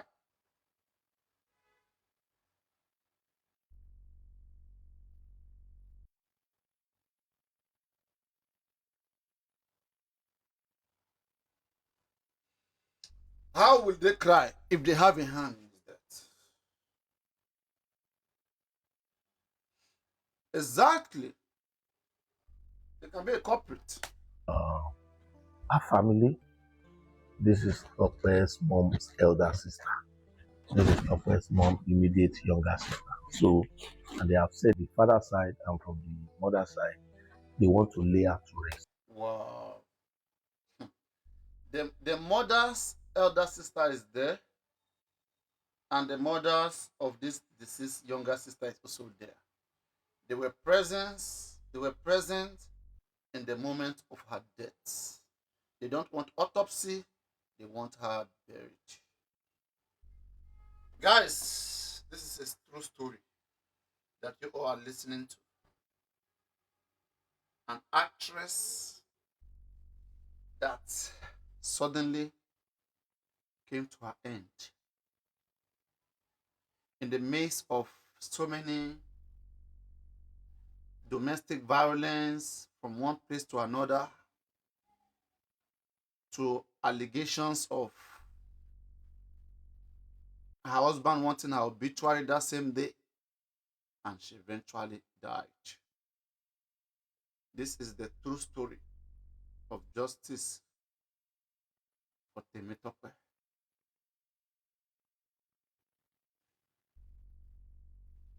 Olagbara. So, I think it's on Thursday, Yes. this coming Thursday, which is on the 18th. 13th of August. They are going to lay Tope to rest finally. And even Wait, today's what? Let me check. What's today's date, sir? Today's 10th, Monday. So 13th should be Thursday. Are you guys sure about what you are saying? That should be laid to rest on Thursday. Are you guys sure about this? You're saying people will continue to die until we begin to investigate every death. See, when you are investigating every death that die, people not want to kill easily because they know they will be caught.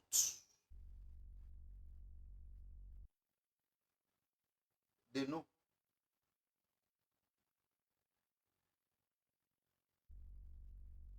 If you want more death, keep supporting all these things that are not good in the culture because of culture.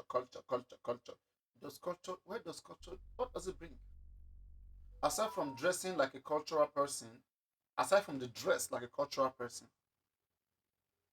what good does it do us when it comes to development and blah blah blah? This,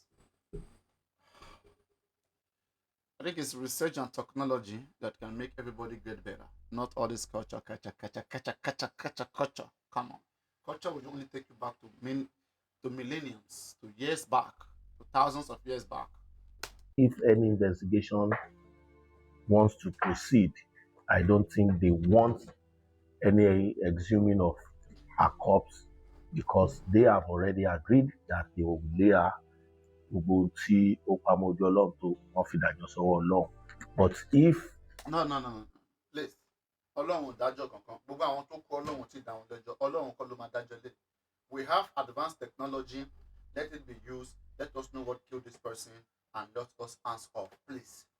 Establish a cause of death. You said she was shining like glow. You guys, the same witness.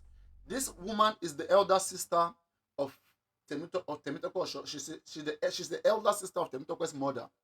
While this other woman here is a younger sister to Temitope's mother. Right? So they are auntie. So now, I want to know. You both claim she was glowing, she was fine, and at the same time complaining to you guys about people who want her obituary today. And you guys are driving her up and down. And she eventually died in that process of you guys driving her. And I heard that she drank something. Somebody went to buy her water. I don't understand. Was somebody following this lady that has a plan and that they knew that she has to go down that day? I don't understand. And she has to be excreting before dying. What killed Temitope Osoba? It's very concerning.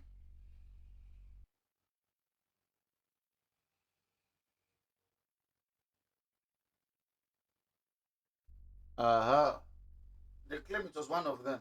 One of them that they were there together went to buy the water. The water was cold. That she has first of all complained. She has complained she doesn't want to drink something cold. Then later she requested for something cold by herself.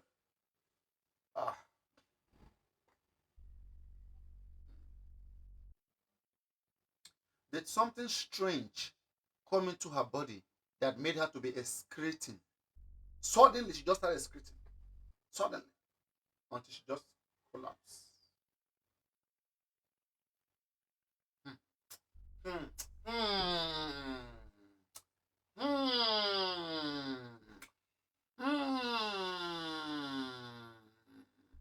And they don't want an autopsy for her.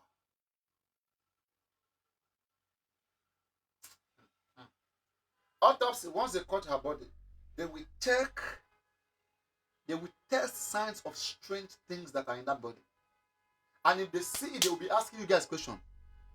We see this poisonous substance in this woman's body. Who were with her?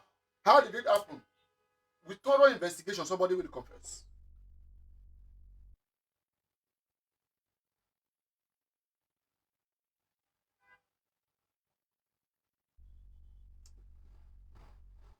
Someone said it could be spiritual too. It could be spiritual too. Let's hear from Temitope Kehinde Osoba. It's very important.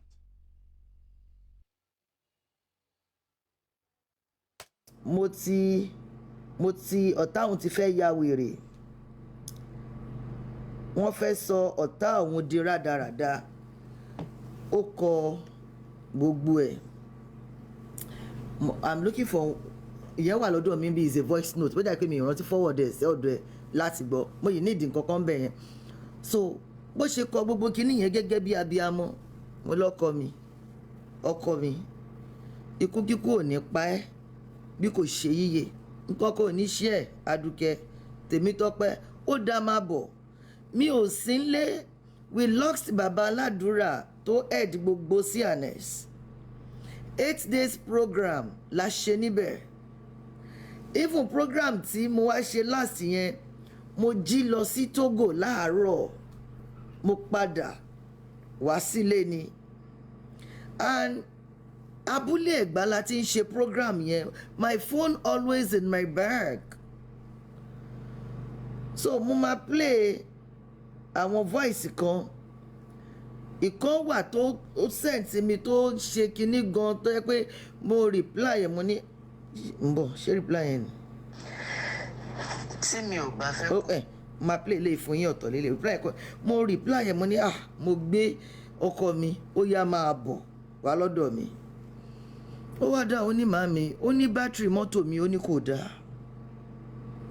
mo ní òkè tí bátìrì mọ́tò ẹ̀ ò bá dáa ṣé kí n send owó kan ra bátìrì ó ní irọ́ màmí wọ́n máa gbé mọ́tò ni mi mọ mọ́tò tí wọ́n fi gbé tí wọ́n ń gbé bọ̀ nígbà tí wọ́n ń gbé bọ̀ wọ́n ti kúrò nílé pé àwọn ń gbé bọ̀ mo kàn rí DPO gbogbo police station kọ́ọ̀lẹ̀ ni mo rí tó pè mí pé màmá Ọ̀ṣọ́bà there is one Tọ́pẹ́ Ọ̀ṣọ́bà here ó ní ọmọ mi lẹ jẹ́ ọmọ yín ni òun jẹ́ mo ní yẹ lóòótọ́ ni ọmọ mi ni mo ní kí ló dé ó ní wọ́n ló act funny kọ̀ǹkọ̀ bẹ́ẹ̀ yẹn ó ní báwọn dẹ̀ ṣe ń wò ó dàbí pé mo ní ẹ má wọrí pé gbogbo ẹ̀ náà la fẹ́ sort out mo ṣe ní pé kí wọ́n gbé kí wọ́n mú wá kó máa bọ̀ so ọwọ́ ní police station yẹn man yẹn fún wọn ní 10,000 DPO pé kán lọ ra oúnjẹ kán jẹ kán ṣàtìkẹ́ ara wọn pé torí ọmọ màmá Ọ̀ṣọ́bà ni manókè ẹ release wọn àti driver everybody ẹ jẹ́ kí wọ́n máa lọ sí church when they now get to church mi ò sí nlé wọ́n mọ̀ pé mi ò sí nlé tẹ́lẹ̀ wọn bá àyàn kankan ní àyíká wà gate yẹn wà ní títìpa ìyàwó ọmọ mi wà nínú ilé mo rò bí yẹn ò gbọ́ngbà tí wọ́n ń kọ gate dọ́tà mi láti rán èèyàn kan pé èèyàn ní orí fóònù torí a wà ní service of song láti pè èèyàn pé kó lọ bá wọn but wọ́n ní àwọn pè mí pé mi ò gbé I saw their missed calls 2 times. The phone is in my bag. My own thinking ni pé wọ́n máa dúró dè mí. Mo wá pè wọ́n. Mo ní níbo lẹ wà? Wọ́n ní àwọn tí ń lọ. Mo ní ẹ dá Tọ́pẹ́ padà sí church. That was Tuesday, the day she died. Someone's asking what the mom said, President. It was on Tuesday, the day that she died. That's when all these things happened. Wọ́n ò dẹ̀ dá Tọ́pẹ́ padà sí church. Wọ́n gbé Tọ́pẹ́ lọ. Nígbà yẹn, àwọn àǹtí ẹ̀ láti Ṣàgámù wọ́n ti wá bá wọn ní police station. Gbogbo conversation voice àwọn àǹtí ẹ̀ gbogbo ẹ̀ ni mo máa transfer sọ́dọ̀ daughter mi tí mo máa play everything.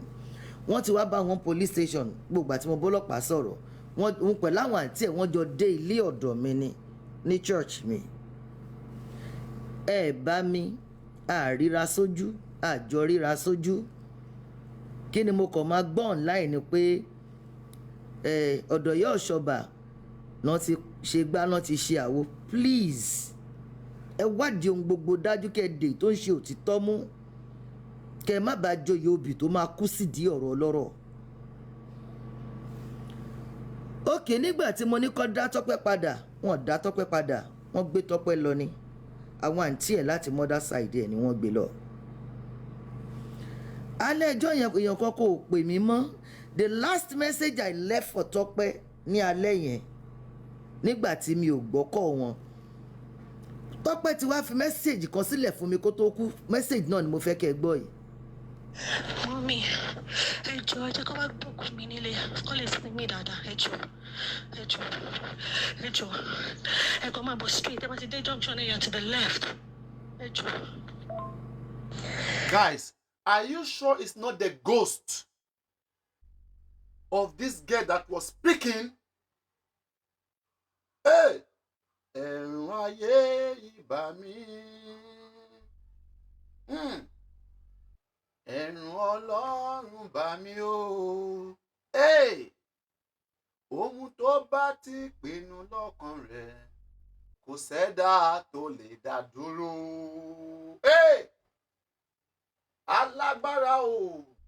Ẹ̀rùn Ọlọ́run bá mi. Ẹ̀rùn Ọlọ́run bá mi o.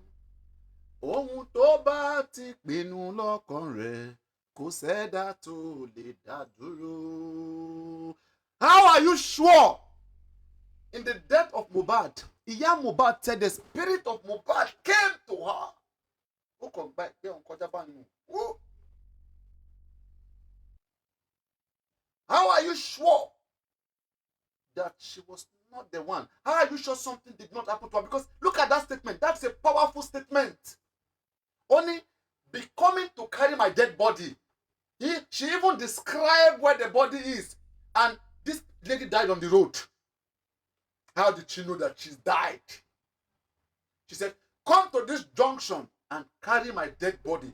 Turn like this. Let me take it back. Listen. Hey! Hey! Jerry Moyama. Jerry Moyama. Àwọn áńgẹ́lì kún fàyọ̀.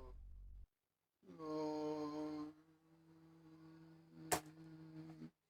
This is so weird. Bro! I'm telling you, fucking weird. Come on, bro, I just shake inside me, man. Could this be a ghost speaking? I have never heard this before.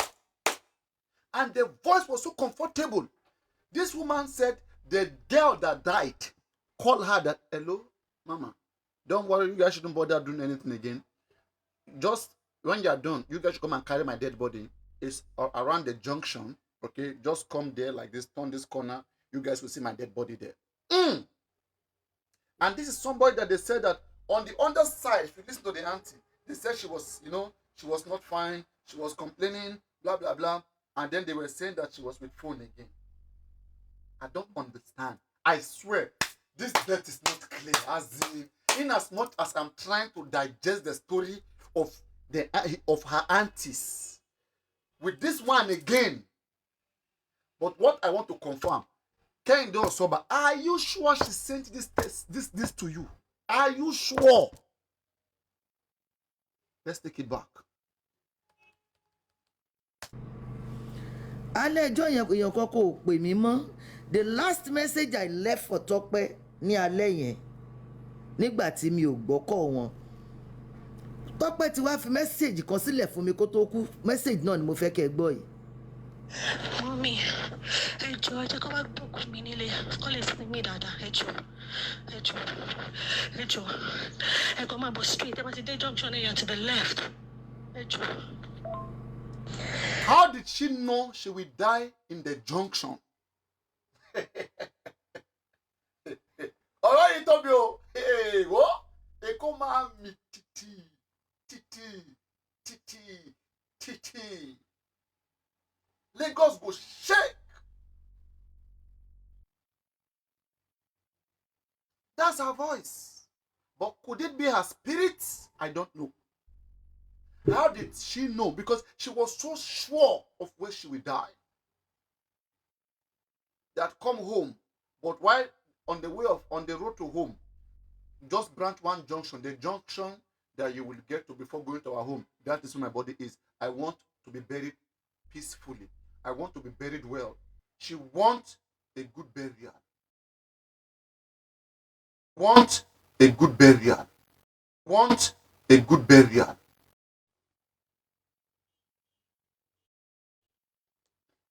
Guys, just imagine. Okay, me, I'm talking to you right now. All right?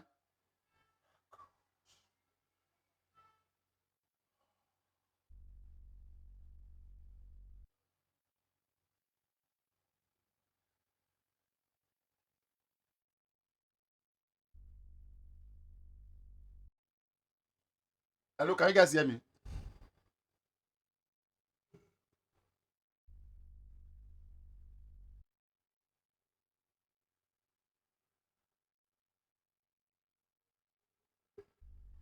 Hello, am I audible? This network is just disturbing. Am I audible? Somebody please confirm this for me. Be tapping on the screen, please. Everybody tap, tap, tap. This is crazy. This is crazy. This is crazy. This is crazy. Please tap on the screen and make sure you respond. Can you hear me? If you can hear me, let me know.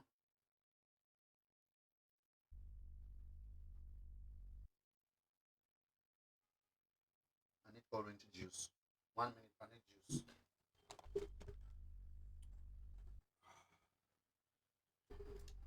Guys, I swear, this is like horror movie. This is like horror movie. Exactly. Guys, if she was unconscious, how will she know where she will die? That is my own. And then when you listen to the story, let me bring the other people back. 1 minute. Listen to the story of this woman. Hear the story of these people. Okay, let me take this one back. This is this lady, she's an orphan. Okay. The woman on the white is the elder sister of her mother. The woman on black, on the left, on the other side with the black, is the younger sister of her mother. Right? So they were both there in her last moments. So they were asked what happened. Listen to their story. Listen to their story. So how can this same person that is being described this way go and leave such message to that woman? Listen.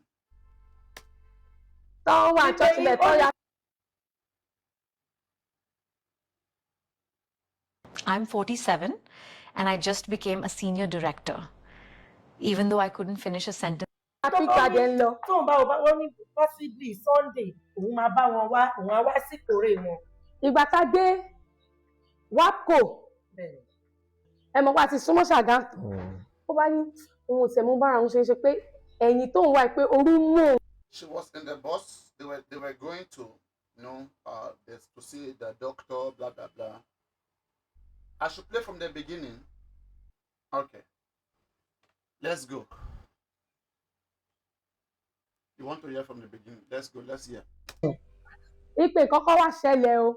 Wọ́n ti wà ní. So these people, they actually gave a different story, okay? And these are the people that were with her from the police station until her last moment of death. Right? This is their position. And they who were with her, they don't want autopsy, they only want burial. All right? until the junction where she passed. So let's hear what they have to say. And then I will now play that auntie. You will now hear what that auntie said, what that other lady said. And you will now hear what this particular woman, the deceased, said. She said they want to kill her.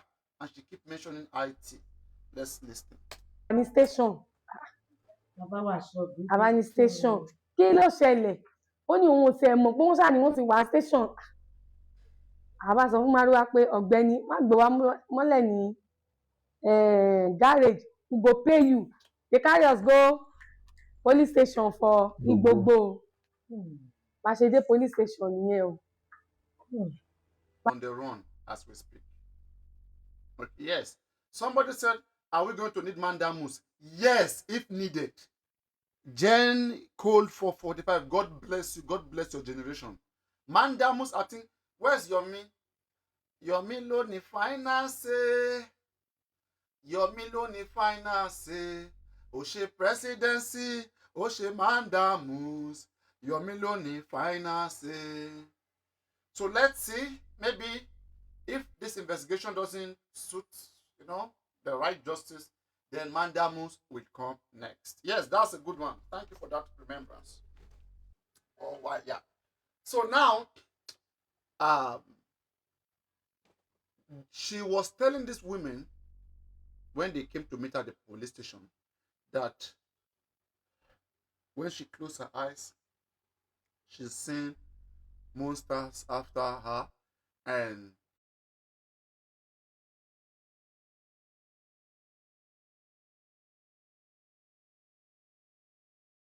that her fiancé has taken all her stuff and want her dead today. That today there will be her obituary.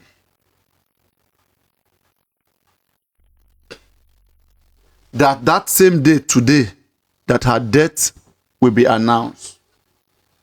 Can you guys hear me? Hello, can you hear me? Hello, can you hear me?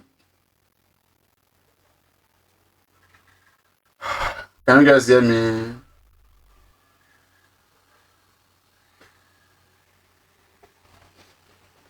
Can you guys hear me? Hello?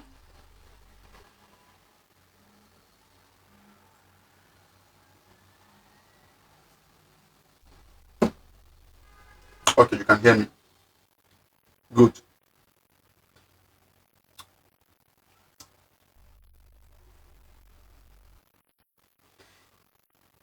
Okay, nice one. So yeah, what I'm saying is this.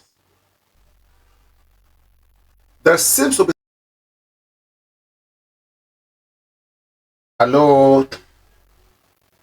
All right. It seems to be better. Yes, so let's continue.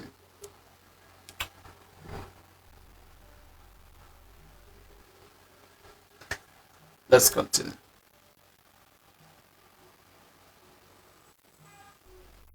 Ṣé èèyàn káàrí láti 2 years ago? We didn't see her since the day we left the hospital that we left. Story. This is Mommy Osoba that we are going to listen to. Let's continue. She's the one that the ghost or that lady spoke to. We are going to find out. Tọ́pọ̀ Osoba. Wọ́n ní àwọn ò sí church bọ̀ ẹ̀gbùn sílẹ̀. Ẹ jẹ́ kó wà ńbẹ̀ o. Àwa síbẹ̀. Àwọn fúnra àwọn máa wá gbé. Níbẹ̀. Because àwọn làwọn ní pé kó wá. Báwọn. Kípe wa ni àkọ́kọ́ àwọn ṣẹ̀ balẹ̀ pé okay, they will be expecting you. Àwa wà ńbẹ̀. Wọ́n ní Tọ́pẹ́ wọ́n lò jẹun fún 5 days. Is it speaking on your side? On my side, yes, not speaking. Okay. Sorry, it's speaking. Let's continue. Kíni tèmi tán, mo bá jókòó síbi ẹnu mi. Ó bá ní àsìpéjú come inside. I want to tell you all the things they did to me. Mo bá ní èmi bá gba ẹ̀yìn ẹ̀gbọ́n mi báyìí. Mo bá wọlé, mo bá jókòó. Ó bá sunkún, ó bá gbórí sẹ́sẹ̀ mi. Wọ́n ní àsìpéjú they humiliated me. They pour shit on me. They pour on me. What are you saying? Only page I'm not lying. They pour shit. wíwí on me. Ètò wọn máa ń lò wọ́n máa abuse wọn. Pé wọ́n they used to abuse me there. They used to.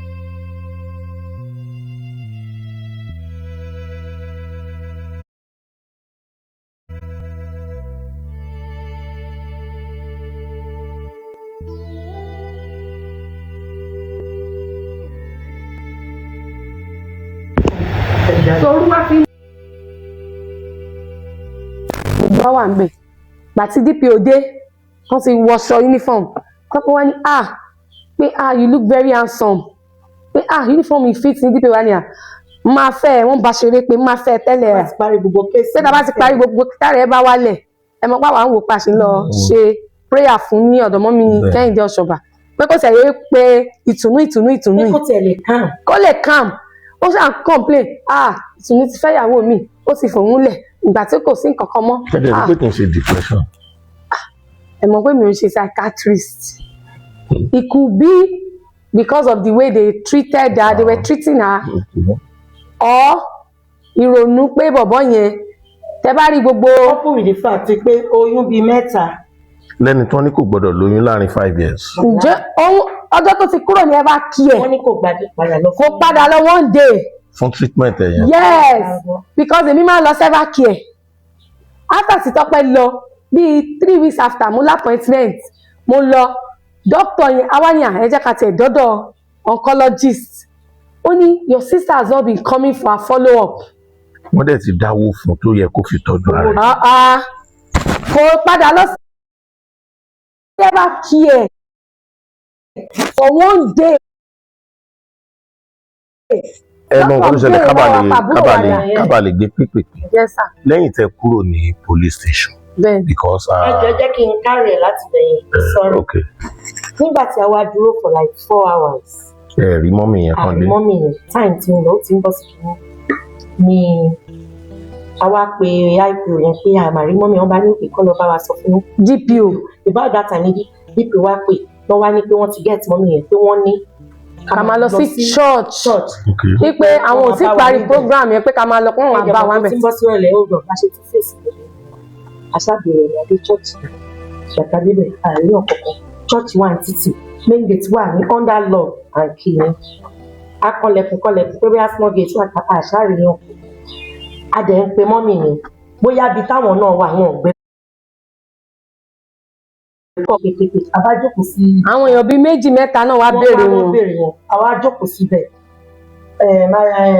àwọn kan ń ṣe wig hairdresser kan ṣáà ń bá wọn ṣeré ń bẹ̀ bàtà wá wo time ó ti bọ́ sí bíi a tún ti lò bíi 2 hours again níbẹ̀ ẹ ti understand bá ṣe sọ pé ẹ jẹ́ ká máa lọ pé Tọ́pẹ́ gan ló ní ẹ jẹ́ ká máa lọ a ní ṣe bí wọ́n come back ó wá ní we come back pé any prayer they want to do for me to be calm we come back pé ẹ jẹ́ ká máa lọ sí Ṣàgàm ṣùgbọ́n tá a fẹ́ máa lọ sí Ṣàgàm àwa ní pípé eléyìí tó kàn ṣáà pariwo ìtùnú. You see, and had they been truly, let's even say she died a natural death, had they been all that time, she has realized that she needed an hospital, I think things would have been more under control. During all this period, there wasn't any problem. She was fine. She just wanted to leave the place. Now they are on their way. pípẹ́ sí ìgbẹ́ yẹn dẹ̀ ní bóyá pé tán bá lè ṣe prayer fún lọ́wọ́ sọ pé kì í jẹ́ ká lọ sí sẹ̀lẹ̀ fọ̀kọ́ bá wa pray fún kárẹ̀ calm àdèdè church yẹn ọ̀rẹ́bọ̀ ìràmán yẹn church wọn ẹ mọ̀ pé Ìkòròdú nìyẹn ń gbé Ìkòròdú nìyẹn ń gbé bá ní àyíjẹ́ lọ sí church àwọn adẹ̀ lọ́bẹ̀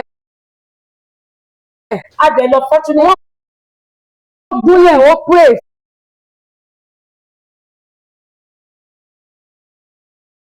ṣe gbogbo ẹ̀ wọ́n dẹ̀ ní pé wọ́n ṣe gbogbo ẹ̀ wọ́n dẹ̀ ní àmàlò ó wá ní ó fẹ́ mu. ní táìmù wo ni gbogbo ilé. ìrọ̀lẹ́ fún bá sí ìrọ̀lẹ́ ó wá ní pé ó fẹ́ mu omi tútù wọ́n romi tútù fún wọ́n ra mineral fún ó dẹ̀ mu ìgbà tó mú omi tútù yẹn ó bì ó ní omi tútù yẹn àti mineral ó pò òun nu pọ̀ àwọn yẹn dẹ̀ sọ wọn pé pípọ̀ ọmọ yìí o ẹ take care o ẹ ṣe ra padà fún ṣe dandan kẹ wá. You know, guys, yeah, they said she wanted to drink cold water and she was given the cold water and then she vomited. That's the first sign. Right? Let's continue. wá bí o pípé bọ̀ ẹ ṣe ra padà fún kẹ take Immediately care. then I'm happy. ó dẹ̀ ní abá fi let's be going tó tún bá àwọn yẹn ṣeré àwọn tó ń wà church bẹ̀ tó ya píkàdé ń lọ. Tóun bá wọn ní possibly Sunday òun máa bá wọn wá òun á wá sí kórè wọn. ìgbà tá a dé WAPCO ẹ mọ̀ pé a ti súnmọ́ Ṣàgámù ó bá ní òun ò sẹ̀mú bára òun ṣe pé ẹ̀yìn tóun wá pé orú mú òun abádẹ́yìn ṣé wàá bọ́ sáàárín èmi àtẹ̀gbọ́n mi là wà láàárín òun àti Ramon àti girl yẹn Ramon mú àwọn ajú. ok Ramon wà àwọn ajú. Girl ṣàléwà ìyẹn ó lie down báyìí ó wọ́n ní orú mú òun pé àwa ní gbogbo ìgbà yẹn àṣẹ òun lọmọ mi ń táìpù. gbogbo ìgbà yẹn ó kàn táìpù lọ. àwọn òkúkú mọ̀ ẹ̀gbọ́n mi wá sọ pé wo Tọ́pẹ́ ó lè jẹ́.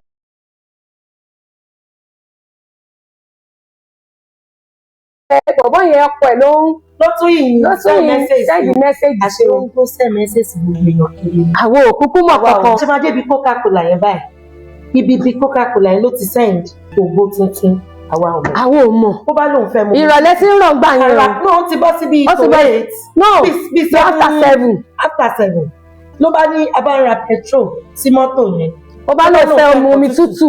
lèmi bá sọ fún Ramon yẹn pé bọ́lẹ̀ mo bá dà mọ́ ní lọ sí ibi ibẹ̀ yẹn pé ó dàbí pé báà kan wà mẹ́ kó ra bottle water ìyẹn bá dẹ̀ ra bottle water yìí Tọ́pẹ́ gbà adẹ̀ṣi ó yọ Lámídì sóyá take and drink now kìíní kan sí ìsòní. Who went to buy the water? Kó ra bottle water. Who went to buy the water? mo bá dà mọ́ ní lọ sí ló bá ní abára petrol sí mọ́tò yẹn. ó bá lóun fẹ́ mu omi tútù. lèmi bá sọ fún Ramon yẹn pé bọ́lẹ̀ mo bá dà mọ́ ní lọ sí ibi ibẹ̀ yẹn pé ó dàbí pé báà kan wà mẹ́ kó ra bottle water ìyẹn bá dẹ̀ ra bottle water yìí Tọ́pẹ́ gbà adẹ̀ṣi ó yọ Lámídì sóyá take and drink now kìíní kan sí ìsòní. ó bá ní àdúgbò ẹ mọ̀ pé ó dẹ̀ lie down sẹ́sẹ̀ jẹ́ yẹn ó wà ní I'm not comfortable here I'm not comfortable. adẹ̀ ti fèsì ọ̀nà lé lọ́ba ní ẹjẹ́ apadà. mo ní ẹjẹ́ ká kúkú gbé lọ sí hospital. pé ká ti ẹ̀yà padà ká máa lọ sí hospital torí bó ṣe ń ṣe yẹn kò fẹ́ ṣẹ̀mú kan sọ pé I'm not comfortable pé it's like èyàn pé ọ̀fẹ́ ní malaria n bá ní ẹjẹ́ ká sáré gbòòrò lọ sọ́dọ̀ dọ́kítọ̀ mi wọ́n lè bá wa treat ẹ̀ kí bí system ẹ̀ tiẹ̀ calm and all that ká tó máa lọ́lé pé torí bó ṣe ń ṣe.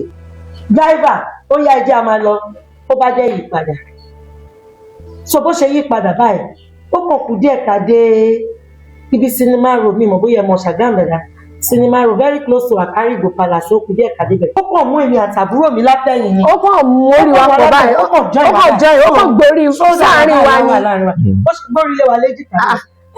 ẹ̀gbọ́n mi bá ní Tọ́pẹ́ what's wrong with you. kí ló ń ṣe dẹ̀ ṣe bí bébì kíní kan ló bá ní I don't know how his name is bàbá mo bá ní òkè dọ́kítọ̀ mi bá dẹ̀ ṣe síbẹ̀ bàbá pe dọ́kítọ̀ pé wípé bó ṣe ń ṣe wọ́n máa kàn lọ́ọ́ pé kàn lọ́ mú owó ńlá wa pé jaragiri kó fẹsẹ̀ bọ́lẹ̀ o. ìgbà alájọ ṣeré látẹ̀kọ́ Tọ́pẹ́ ní week mbadé. ẹ ti dọ̀ hospital kan. àti dọ̀ hospital. bí dókítà ṣe wá tán wá wò Tọ́pẹ́ inú mọ́tò báyìí wọ́n ti gbé kinní wọn wá gbé wọ́n sọ pé ká máa lọ sósù. wọ́n ní ká máa gbé lọ sí general hospital ká máa gbé lọ sí oṣù ká máa lọ sósù. immediately fún àti reverse àti. Can you see? I'm having a suspicion here. Okay, the doctor came and tested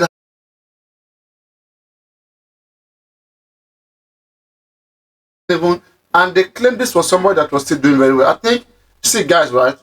In the story of these women, they are also trying to protect themselves and just say things, I think, and most people do this around, when a person died where you are. When you explain, oh God, am I lagging?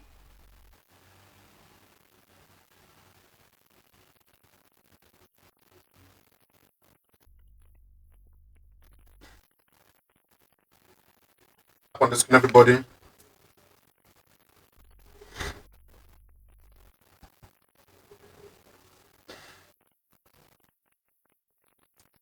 Hello, am I audible? Let's tap on the screen. Let's tap. Please respond to me. Respond to me. Let me know. Hello, guys. Am I audible? Hello. Respond. Can you respond? Then I continue. Respond so I can continue. Hello. Can you respond so I can continue? Can you hear me? Nobody can hear me. Oh!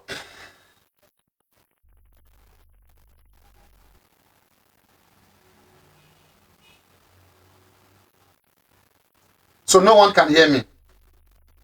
Hello, nobody can hear me. Oh, you can hear. All right, let's continue. Ṣé bá ṣe tọ́nù pé à ń lọ sóṣùṣù báyìí? Ó wá ṣe báyìí. Ó kàn ṣe báyìí ni. Mo ní kí ló ṣe tó ń nà. Èmi wá ṣe báyìí pé Tọ́pẹ́ what is wrong with you? Pé what's wrong with you? Ẹ̀kan náà ó kàn yàgbẹ́ ni. Àwa ni driver sáré. Driver wa ni àyírú iṣẹ́ wo ló ń gbà lé ní ẹ pé wọ́n tún ó yàgbẹ́ sí wọ́n ní. Pé ẹ má wọrí àáfọ̀ àgbẹ̀ lọ car wash. Bájẹ̀ ṣe ní ètò suit báyìí. A kàn rí tó kàn ṣe báyìí. Wàláì. Ìjọba ní Tọ́pẹ́. Ṣé bẹ́ẹ̀ ṣe báyìí? Ó ṣe ṣe báyìí. Ó kàn tún ṣe kírì nígbẹ́ mi. Bájẹ̀ ṣe dé ó suit. Ṣálẹ̀ mi mo ti bẹ̀rẹ̀ sí máa ké. Òun ti ń fún. Ọmọge yẹn. Bàbá mi gba. Ẹ máa pe Tọ́pẹ́. Ramon ti wà lẹ́yìn ìgbà yẹn. Ramon, àti Tọ́pẹ́. Àti Tọ́pẹ́. Àti Tọ́pẹ́. Ẹ̀gbọ́n mi ti wúkú ọwọ́ mẹ́yìn. Àti Tọ́pẹ́. Àti Tọ́pẹ́ àti Tọ́pẹ́. Mo rí pé bí ó ṣe ṣe emergency Tọ́pẹ́ tí mo máa ní bí mo ní àǹtọ̀rí àjọ kò dáhùn. Bá ṣe dé ó sùn báyìí àbúrò mi ti fò bọ́lẹ̀. Èmi ti fò bọ́lẹ̀ èmi náà bá mi òtútù sí mi. Òun ti ń kí ó ti. Àwọn kan wọnú emergency. Mo kàn lọ doctor please come and see. Pípé doctor wa doctor àwọn bí kan ṣe ríra pé wọ́n mi gbẹ́kẹ̀ what are you how is mommy jọbí mo ní she's outside too. Báwọn doctors bí mẹ́fà ṣe pè é. Ṣé hospital tẹ́tẹ́ wọ́n gbèdé yẹn táwọn yẹn ti mọ̀ pé kò. No, ẹ mọ̀ pé àwọn professional ni wọn. Private ni wọ́n wo pulse wọ́n ṣe everything. Bóyá wọ́n rí pé wọ́n ní kàtẹ́jì máa lọ sí. Bóyá wọ́n dẹ̀ lè má ní facility. Wọ́n wá ní but doctor táwa máa ń lò ní. Táwa ń lò nìyẹn. Wọ́n ṣe ní ẹ máa gbé lọ sóṣù. Wọ́n ṣàṣe díbí doctor ọ̀dẹ̀ wọ́n ṣe ní ó ti kú o. Are you sure it wasn't dead body they took to that previous hospital, the first hospital? Guys, here in Mohbad case there were two hospitals, Kuramed and Perez Medcare. In this one too, there are two hospitals. Hey God, I beg you. God, I beg you.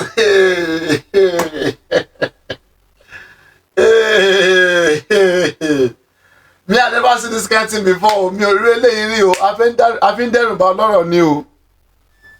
In Mohbad, there was a car that they used to carry Mohbad. In this one too, there was a car. There was hold up. This one too, there was hold up.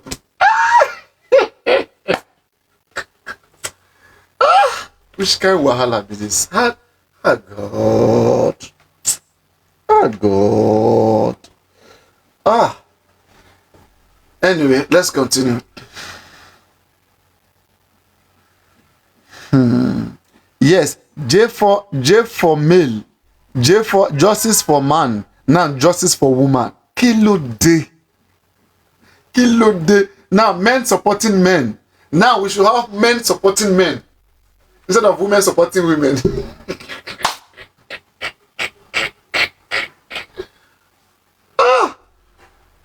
Oh God. Dead. Well, àní rí àtẹ̀yìnkù mọ́ Ọlọ́run á dẹ̀ jẹ́ kí ọdún jìnnà síra wọn. Ọ̀rọ̀ yìí ó sọ sínú lẹ́nu ó lọ fàgàn ẹ má sunkún ẹjọ́ ó sọ pé ó máa kú lọ́jọ́ yẹn ó dẹ̀ padà dákẹ́ náà lọ́jọ́ yẹn ó dẹ̀ well thank God she went to the station. Exactly. She made some reports. Yes. And àwọn tó dẹ̀ bá sọ̀rọ̀ along the line. So a máa fọ̀rọ̀ wá lady yẹn náà lẹ́nu wò ìyẹn tó ló wà lọ́dọ̀ òun fún bí ọ̀sẹ̀ mélòó kan. Kí ẹ náà sọ àwọn experiences lọ́jọ́ ní papọ̀. At least gẹ́gẹ́ náà wà pẹ̀lú yín títí di alẹ́ yẹn. so ó wà pẹ̀lú títí dijọ́ kejì. ọ̀dọ̀ wa ló sùn because dijọ́ kejì ló wá ń ká tó kúrò lóṣù tààrà òun 1:30. kájọ ká tẹ̀lé òun pé mọ́tò Tọ́pẹ́ ó wà níwájú ilé òun báyìí báyìí ẹ wá lọ gbé tó ti kọ́ máa tún wá gbé níbẹ̀. àwọn olóògbé wa gbé níbẹ̀. ó ṣàṣọ ó ní olùṣọ́ yẹn kò fẹ́ ó máa gba mọ́tò yẹn o wọ́n lè lọ tó ẹ̀ èmi wá ní ṣèbí kí wà lọ́wọ́ wa ó ní àmọ́ mi tán bá tó ẹ̀ kọ́. ipe tó bá lọ́wọ́ òun lọ ilé òun ló pàkẹ́ sí kó má lọ di ọ̀ràn mọ́ òun lọ́rùn. ọmọ wa yìí àti Rahman yẹn ní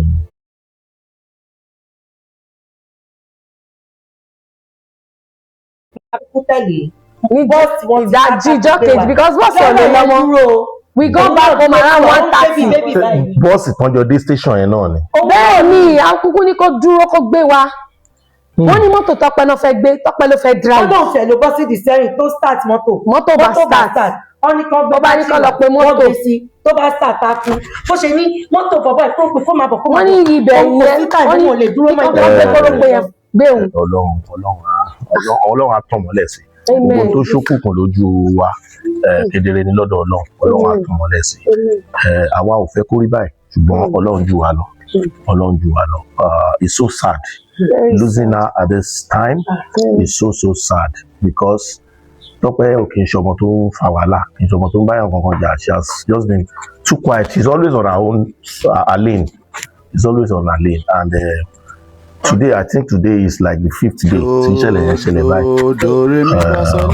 a máa try láti dé station yẹn a try láti. Guys, hello, can you hear me? Hello, all right. Let's quickly hear from the other woman her own side of the story. Let us hear, please listen. mo ti ọ̀tá òun ti fẹ́ ya wèrè wọ́n fẹ́ sọ ọ̀tá òun di rádaràda ó kọ gbogbo ẹ̀ I'm looking for ìyẹn wà lọ́dọ̀ mi bí is a voice note bó dà pé mi ìrántí forward ẹ̀ sí ọ̀dọ̀ ẹ̀ láti gbọ́ mo yìí nídìí nǹkan kan bẹ̀ yẹn so bó ṣe kọ gbogbo kinní yẹn gẹ́gẹ́ bí abiyamọ mo lọ́kọ mi ọkọ mi ikú kí Tèmítọ́pẹ́ ó dá máa bọ̀ mi ò sí nlé we lost baba aládùúrà tó head gbogbo CNS 8 days program la ṣe níbẹ̀ even program tí mo wá ṣe last yẹn mo jí lọ sí Togo láàárọ̀ mo padà wá sílé ni and abúlé Ẹ̀gbá la ti ń ṣe program yẹn my phone always in my bag so mo máa play àwọn voice kan ìkan wà tó send sí mi tó ṣe kinní gan tó yẹ pé mo reply yẹn mo ní ń bọ̀ ṣé reply yẹn ni. tí mi ò bá fẹ́. máa play lè fún yín ọ̀tọ̀ lélẹ̀ reply kan mo reply yẹn mo ní mo gbé ọkọ mi ó yá máa bọ̀ wá lọ́dọ̀ mi ó wá dá ó ní màmí ó ní bátìrì mọ́tò mi ó ní kò dáa mo ní òkè tí bátìrì mọ́tò ẹ̀ ò bá dá ṣé kí n send owó kan ra bátìrì ó ní irọ́ màmí ó máa gbé mọ́tò ni. This is the Kehinde Osoba, the auntie that she wanted to go and meet. mi mọ mọ́tò tí wọ́n fi gbé tí wọ́n ń gbé bọ̀ nígbà tí wọ́n ń gbé bọ̀ wọ́n ti kúrò nílé pé àwọn ń gbé bọ̀ mo kàn rí DPO gbogbo police station call ẹ̀ ni mo rí tó pè mí pé mama Osoba there is one Tọ́pẹ́ Osoba here ó ní ọmọ mi lẹ jẹ́ ọmọ yín ni òun jẹ́ mo ní yẹ lóòótọ́ ni ọmọ mi ni mo ní kí ló dé ó ní wọ́n ló act funny kọ̀ǹkọ̀ bẹ́ẹ̀ yẹn ó ní báwọn dẹ̀ ṣe ń wò ó dàbí pé mo ní ẹ má wọrí pé gbogbo ẹ̀ náà la fẹ́ sort out mo ṣe ní pé kí wọ́n gbé kí wọ́n mú wá kó máa bọ̀ so wọ́n ní police station yẹn man yẹn fún wọn ní 10,000 DPO pé kán lọ ra oúnjẹ kán jẹ kán ṣàtìkì ara wọn pé torí ọmọ màmá Osoba ni manuki ẹ release wọn àti driver everybody ẹ jẹ́ kí wọ́n máa lọ sí church when they now get to church mi ò sí nílé wọ́n mọ̀ pé mi ò sí nílé tẹ́lẹ̀ wọn bá àyàn kankan ní àyíká wà gate yẹn wà ní títìpa ìyàwó ọmọ mi wà nínú ilé mo rò bí yẹn ò gbọ́ngbà tí wọ́n kọ gate dọ́tà mi láti rán èèyàn kan pé èèyàn ní orí fóònù torí a wà ní service of song láti pèèyàn pé kó lọ bá wọn but wọ́n ní àwọn pè mí pé mi ò gbé aago. I saw their missed calls 2 times. The phone is in my bag. My own thinking ni wọ́n máa dúró dè mí.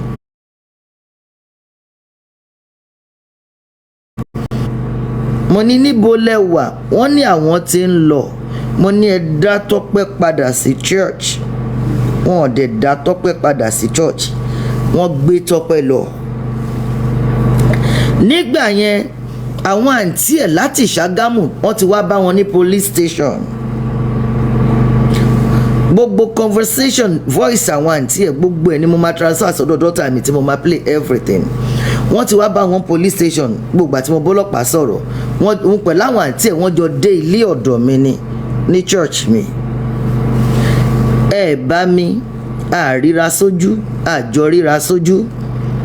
Kí ni mo kàn máa gbọ́ online ni pé ọ̀dọ̀ yóò ṣọba náà ti ṣe gbá náà ti ṣe àwo. Please ẹ wádìí ohun gbogbo dájú kẹ́ẹ̀dè tó ń ṣe òtítọ́ mú kẹ́ẹ̀ má bàa joyè obì tó máa kú sídìí ọ̀rọ̀ ọlọ́rọ̀. Òkè nígbà tí mo ní kó dá Tọ́pẹ́ padà wọ́n dá Tọ́pẹ́ padà wọ́n gbé Tọ́pẹ́ lọ ni àwọn àǹtí ẹ̀ láti mother side ẹ̀ ni wọ́n gbé lọ. Alẹ́ ẹjọ́ yẹn èèyàn kan kò pè. So those auntie from the mother side is the woman that I just showed to you guys. That is this woman.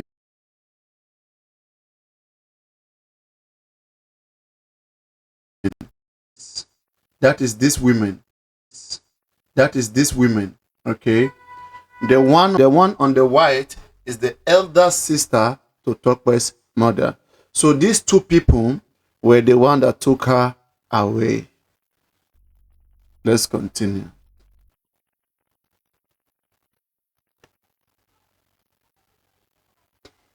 The last message I left for Tọ́pẹ́ ní alẹ́ yẹn nígbà tí mi ò gbọ́kọ̀ wọn.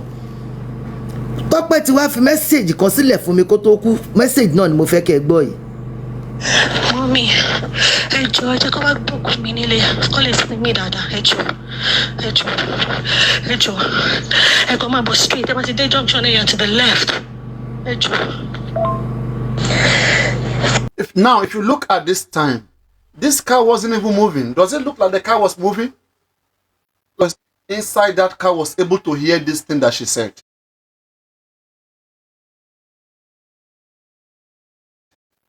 What was going on with this lady? She seems to be alone to send. To be alone to send. This. That's what I'm saying. This particular message, you can't even hear anyone's voice, you know. And these 2 sisters, they never even talk with her all through. What's happening here? Kilo how did she know that she will die there? She was even describing where she will die. Kilo Shele. Listen. Tọ́pẹ́ ti wá fi message kan sílẹ̀ fún mi kó tó kú. Message náà ni mo fẹ́ kẹ́ ẹ gbọ́ yìí. Mọ́mí, ẹ jọ̀ọ́ ẹ jẹ́ kó wá gbókùn mi nílé kó lè sin mí dáadáa. Ẹ jọ̀ọ́ ẹ kàn máa bọ̀ straight ẹ bá ti dé junction ẹ̀yà to the left. Ẹ jọ̀ọ́. Kí n jẹ́ kó wá gbé òkú òun nílé kán lè sin òun dáadáa. Message tóun ti kọ́kọ́ filẹ̀ fún mi lẹ́yìn ìgbà tán ti gbé kúrò lọ́dọ̀ mi nìyẹn. Èmi ò rí message yẹn gbọ́ kò open message tẹ́mi lọ filẹ̀ rè. Tí mi ò bá fẹ́ kó wá mi ò ní kó wá rárá Tèmítọ́pẹ́. Ẹ máa kọ́ ẹ̀mí sùúrù. Àwọn tó wà pẹ̀lú ẹ̀yẹ náà kọ́ ẹ̀mí sùúrù. Bàbá aládùúrà kú tó ẹ̀dì gbogbo sí Alex. Ojoojúmọ́ là ń ṣe service níbẹ̀ ní abúlé Ẹ̀gbá. Mi ò lè sọ pé kó gbéra kó tó máa bọ̀ lábúlé Ẹ̀gbá. Ni mo ṣe ní kó máa bọ̀ ní church ń bí. Mo ti mọ̀ pé mo máa dé síbí máa gbé ẹ láti bí máa gbé ẹ lọlé. Ẹ máa kọ́ ẹ̀mí sùúrù níbo ló wà. Message yẹn ni last message mi tí mo drop fún pé kò dúró. Ẹni tí wọ́n ń pè mí yẹn tó gbé Tọ́pẹ́ kò lé yẹn 12 ló head number ẹ̀ máa wá number ẹ̀ jáde. Kò pè mí pé ọmọ tí àwọn gbé wá sí ọ̀dọ̀ yín táwọn ò bá yín nílé ẹ pè mí pé ṣaláìsí. Èmi ni mo kàn kí fóònù mọ́lẹ̀ láàárọ̀ dọ́tà mi ló ń gba àwọn strange calls kan ìyẹn ò wá fẹ́ nàtọ̀ fún mi ìyẹn ṣe ń ṣe yé mo lẹ̀ èmi kàn mú fóònù ni pé kí n pe àwọn tó gbé Tọ́pẹ́ wá mo bá dẹ̀ pe nọ́mbà wọn bóyá yẹn gangan ní àdírẹ́sì mi tiẹ̀ mọ̀ 12 lọ́wọ́ ẹ̀dì nọ́mbà ẹ̀ n bá pè n bá ní báwo lè ṣe rìn lánàá Tọ́pẹ́ ńkọ́ gbólóhùn tí yẹn dún fún mi ni pé ó pàpà kú lánàá mo nírú ọ̀rọ̀ játijàti wo nìyẹn. mo tún wá pe ọkọ ẹ̀ bí ṣe drop call yẹn ni mo pe ọkọ ẹ̀ mo ní Tọ́pẹ́ ńkọ́ ó ní òun náà ṣẹ̀ṣẹ̀ gbọ́ mo lóò ṣẹ̀ṣẹ̀ gbọ́ òde pè mí police station gan lòun wà báyìí mo ní kí ló wà rántí tó fi lọ sí police station mi ò expect pé kó lọ police station torí bó bá ṣe ti kó lọ wá ibi tí ọmọ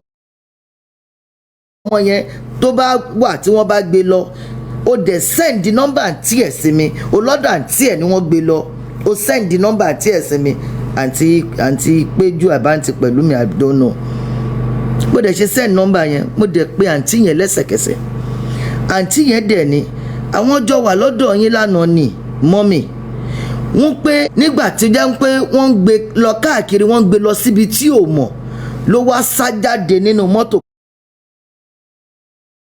pé kọ́ má gbé òun lọ pa o kọ́ dẹ̀ má gbé òun lọ síbi tó òun ò mọ̀ pé omi tóró lòun ń lọ pé ọ̀tọ̀ níbi tí wọ́n gbé òun gbà pé bí Tọ́pẹ́ ṣe dé police station nìyẹn DPO police station gbogbo ló pè mí tó sọ fún mi ń pé Tọ́pẹ́ wà níbẹ̀ ọjọ́ tẹ́ ẹ gbé Tọ́pẹ́ wá yẹn gangan òun ni ò bá jẹ́ ọjọ́ àkọ́kọ́ ní ayé tí èmi àti Tọ́pẹ́ ò bá fojú wa ríra mi ò kì í ṣe Ọlọ́run o mi ò dẹ̀ ń ṣe nǹkan kan o ṣùgbọ́n mo kàn mọ̀ pé tí Ọlọ́run bá ní ká fojú rí ara wa ìjọ tí àgbọ̀nrín bá sín ọjọ́ kú ayé ó ilé pàpà wá ṣẹlẹ̀ o mi ń ṣe Ọlọ́run mo sọ ní kọ̀kọ̀ mo tún sọ ní gbangba ó ilé pàpà ṣẹlẹ̀ o torí ó ti go through many things ṣùgbọ́n mo mọ̀ pé kò ní jẹ́ ọjọ́ yẹn níwájú Ọlọ́run ọba àti ènìyàn tí máa jíìn fún ní ọjọ́ ìkẹyìn torí ó ní kálukú ló mọ tọ́lọ́run gbélé òun lọ́wọ́. This is the video tó send sí mi nígbà tó ń gba drip tó sùn sílẹ̀ ńlẹ̀. ẹ̀wọ̀n drip tí mo gbà lánàá lílé méjì láàárọ̀ yìí nurse tí wọ́n fún mi ní injection béèrè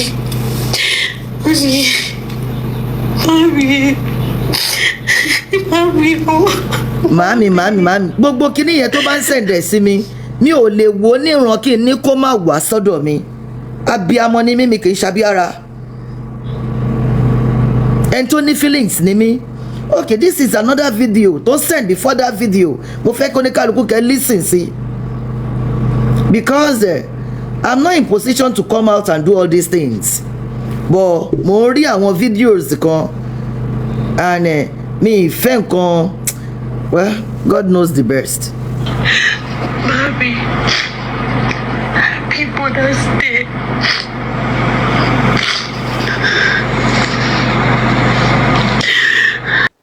You see, this is one thing that we lack in the death of Mohbad.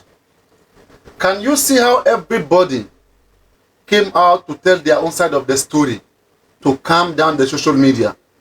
In Mohbad's death, everybody was hiding. Baba became a celebrity. Mama celebrity. This one will collect money before you go and talk. Everybody was just like after the money. And that's what got us to where we are, justice for Mohbad today.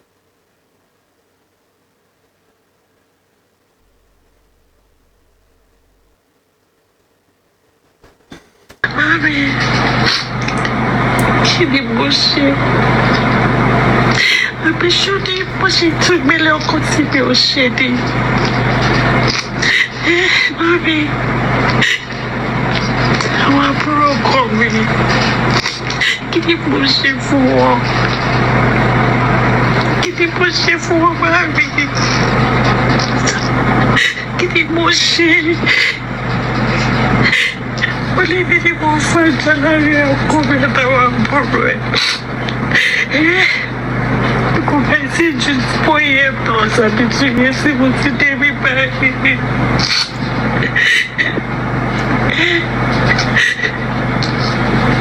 Kò sí jùlọ. Àwọn ló bẹ̀rẹ̀ sí ní máa kọ́ bọ́ kó ṣe mí. Ó nítorí pé mo sọ wípé mo fẹ́ sóúnjẹ fọ́kọ mi. Wọ́n ní mo wá báńkì tẹ́rìtìrì. Wọ́n ní mo fi píktọ̀ tó lé. Wọ́n ní mo kọ́ bọ̀ àwọn bó ṣe ń jalè.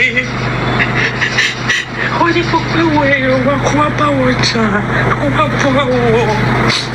Bẹ́ẹ̀ títí di ti èmi àti wọn tí ẹ bá ní confrontation kankan rí.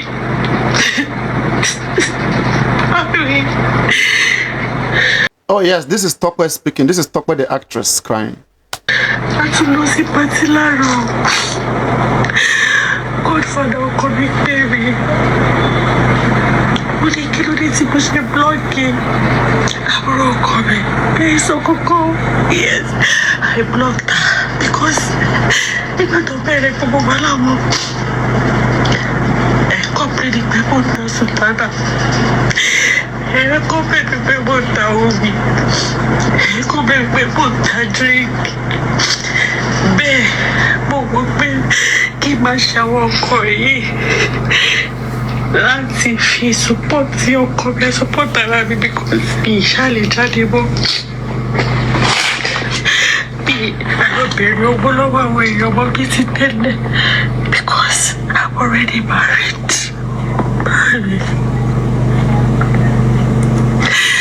Kí ni mo ṣe ẹjọ́ tó mi sọ̀rọ̀ mi bó tún ṣe lè ṣe mi ò mọ̀ ọkọ tí mo fẹ́ ṣe bó ti sú mi. Mi ò ní fẹ́ fọkọ mi sílẹ̀ lórí nǹkan tó fẹ́ nìyẹn. Mi ò kọ́ tí fẹ́ ṣe mo máa rí ọkọ mi ò bá lẹ̀.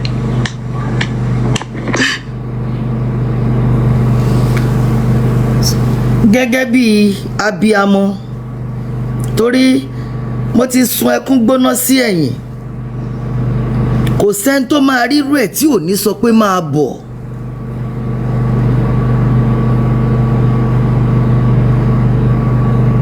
Torí àlàfo ìyá ó yọ ọ́ lẹ̀ nínú ayé Àdùkẹ́ kò sí afẹ́ tí ò bá ń ṣe abiyamọ. Mo yìí ní èmi fóònù ẹgbà ẹ lọ sí kinní wọn tó ń yọ pin àbí kí náà fi sórí fóònù.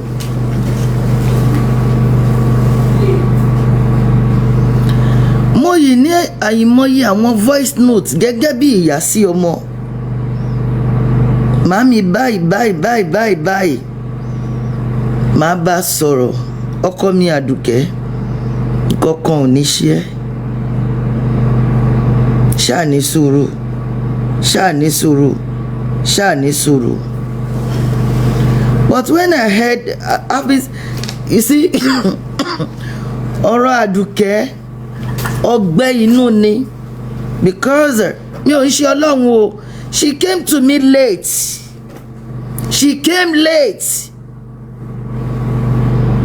Téèyàn bá ti tara alí ẹ̀ lọ́pọ̀ tipẹ́ àti ríra. Oh, she came late. Late yẹn ti pọ̀ jù. She came late. Kò sí àṣà lẹ́lòmíì tó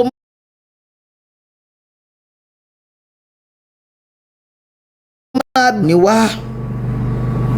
She came late. Kí ni yín tún títì? She came late. Torí mi ò ń ṣe Ọlọ́run ń tẹnu mọ́ o. Ṣùgbọ́n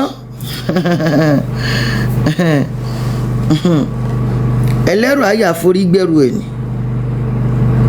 níwájú Ọlọ́run ọba àti ènìyàn. Ọkọ náà tàbí mi padà dì sí tó wá ń lọ sí online tó ń sọ pé ọ̀dọ̀ mi ló ń bọ̀ tó fi kú. ṣé ẹ̀tọ́ tìwọ fúnra ara ẹ ó ti jáde kó lọ farapamọ́ síbì kan? Mi fẹ́ sọ anything because I want her soul to rest in peace. Kò lè jìyà láyé kó tún jìyà lọ́run, kò lè lálàṣẹ láyé ká ikú ẹ̀ tún lálàṣẹ but mo wá sí online nítorí pé láti wá wẹ ara tèmi mọ́ ni mo ṣe wá sí online. Tó bá jẹ́ pé Àdùkẹ́ jẹ́ ọmọ tó jẹ́ pé kò ti tara ilé ẹ̀ lọ́pọ̀ tó ti yìí náà lọ tipẹ́tipẹ́ tí ó ti mọ èmi táti jọ ń wà tájọ́ ń jẹ tájọ́ ń mu tipẹ́tipẹ́ bí erin yín bá ṣe ìwò ẹ̀ máa lọ. But may her gentle soul rest in perfect peace. May her gentle soul rest in perfect peace. Mi ìfẹ́ wá sí online. Ọkọ mi ní kí n má wá sí online. Godfather mi ní kí n má wá sí online. But when I received a text tonight that your name was mentioned, tí mo tún receive video tó ń dárúkọ pé ọ̀dọ̀ yóò ṣọba ló ń lọ, ṣé ọ̀dọ̀ mi ló ti fẹ́ lọ pa? Kẹ́ sọ̀rọ̀ ẹ̀ fún bílíọ̀nù èèyàn láyé yìí, wọ́n á máa sọ fún yín pé ń ṣì sọ ni.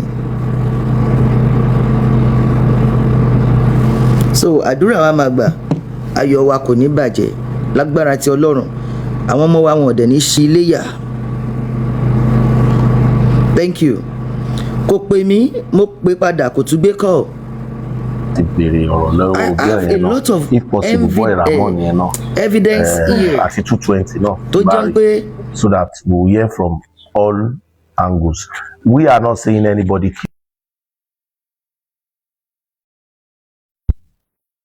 Hello, do, re, mi, fa, sol, la, ti, do.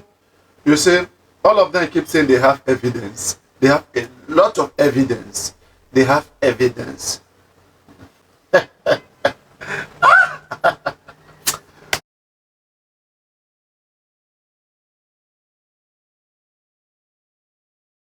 Killed her. Àwa gan, we are not saying, but àwọn nǹkan tó ń sọ yẹn, ṣó ti yé yín. Ó tó torí láti béèrè ọ̀rọ̀ lé lórí. Nígbà táwa ti gbà fọ́ náà pé wẹ́. Èèyàn lè sọ pé ó máa kú lọ́jọ́ yẹn láàárọ̀ láti dájí. Ó dẹ̀ pé eventually. Correlate mọ́ra wọn. But gẹ́gẹ́ bí mo sọ lẹ́ẹ̀kan, gbogbo tó pamọ́ ojú Ọlọ́run tó ẹ̀kọ́ ara fẹ́ra kù. Báwo náà ṣe wá fẹ́ ṣe final. And now here they say they don't want autopsy, they want to just have her buried. Ṣé mo fẹ́ mọ yẹn? Apart from gbogbo àwọn ìwà tí ó ń ṣe is a Christian tó dẹ̀ ń practice. Inú ìṣẹ̀lẹ̀ náà bí tọ́. Ìbáṣọ Sultana náà ló wọ́n lọ́jọ́ yẹn. Inú ìṣẹ̀lẹ̀ náà bí sí tó dẹ̀ máa ń lọ sí ìṣẹ̀lẹ̀ ìṣèlú. Àwa sọ even some of our friends were saying pé since tó jẹ́ pé ìṣẹ̀lẹ̀ ni ó ń lọ ká jẹ́ kí ìṣẹ̀lẹ̀ sí bàbá ní láyé. So me ní gbogbo nǹkan tí mo gbọ́ lẹ́nu ọmọ mi bá mi ìṣẹ̀lẹ̀ ló kú sí ìṣẹ̀lẹ̀ ló kú. Ẹ má sọ bẹ́ẹ̀. No, ṣe bí ṣẹlẹ̀ sí àyè ẹ má sọ bẹ́ẹ̀ èmi lọ sí ṣẹlẹ̀ ẹ má sọ bẹ́ẹ̀. Ẹ mọ reason pé ẹni sọ̀rọ̀ mà ẹ mọ reason tèmi ṣe sọ bẹ́ẹ̀. Sele is a big I am entity. sorry to say that, but she has been living in that church premises for a long time. So we cannot say yet. We cannot say allegedly gone. Because Sele is a big entity. So pé nǹkan báyìí ló ṣẹlẹ̀ láti ara ló ta mí. An individual èèyàn with different characters. So ẹ má jẹ́ ká gbé compound yẹn. Maybe I should not have put it that way. I am sorry to say that. Mo withdraw statement mi. But at the end of the day, mo sọ pé torí kó jẹ́ Christian, àwọn parents tàwa Muslim home mẹ́wàá. Mo wá ní okay, what we do is ìlànà Christianity yẹn náà la máa sìn. Àwa lọ sọ́dọ̀ ń kú wa. Ó jẹ́ pé Anglican church ni ó ti dá. But another thing I don't understand, in the case of Mohbad, everybody is crying, asking for money. Why are this family not crying and asking for money now? And we are contributing. We open Wema Bank, open Access Bank. We contribute money for Access and money for, and then GoFundMe. Well, this is not happening now. There is a comma in that Mohbad case. There is comma. Until we look for that comma before we know what we got into. There seems to be a big comma in that Mohbad case. I just fẹ́ fún ọmọ yìí ní fitting area. Ká kò fẹ́ gbé kọ́ máa gbé bọ̀ kọ́kọ́ lọ sí area náà ká lọ jù ú. A fẹ́ kọ́ ṣe small service ní kọ́ ṣe gbogbo ẹ̀. Ká lè gbé kúrò ní church ká gbé lọ sí burial ground. burial ground wípé ẹgbẹ́ ìyá àwọn tó ní kẹsì wọn sí nǹkan. ká lè sí sẹ́gbẹ̀ẹ́ ẹni kí ni ẹni kí ni reason? ìgbà tí débọ̀ ti ìyẹn bàbẹ́ àbúrò mi wá padà sílé dáàdì wa ó ti yé yín ọmọ kékeré ló bí Tọ́pẹ́ ó ti yé yín so ó wá fún sick àtìgbà tí ọkọ ẹ̀ ti kú kò gẹ́ẹ̀tà rẹ̀ mọ́ ẹ understand èmi pọ̀dẹ̀ lọ sí Èkó èmi dẹ̀ ti ń gbé Jẹ̀bú yìí tipẹ́tipẹ́ ẹ ti understand I was just in my 30s bí abẹ́yà bíi 35, 36 lèmi ti kúrò síbi lèmi ti wá síbi so bó ṣe ní àṣà mi jẹ́ kájọ ṣeré lọ sí Ìpẹ̀rù tó fi má sọ̀rọ̀ gbogbo.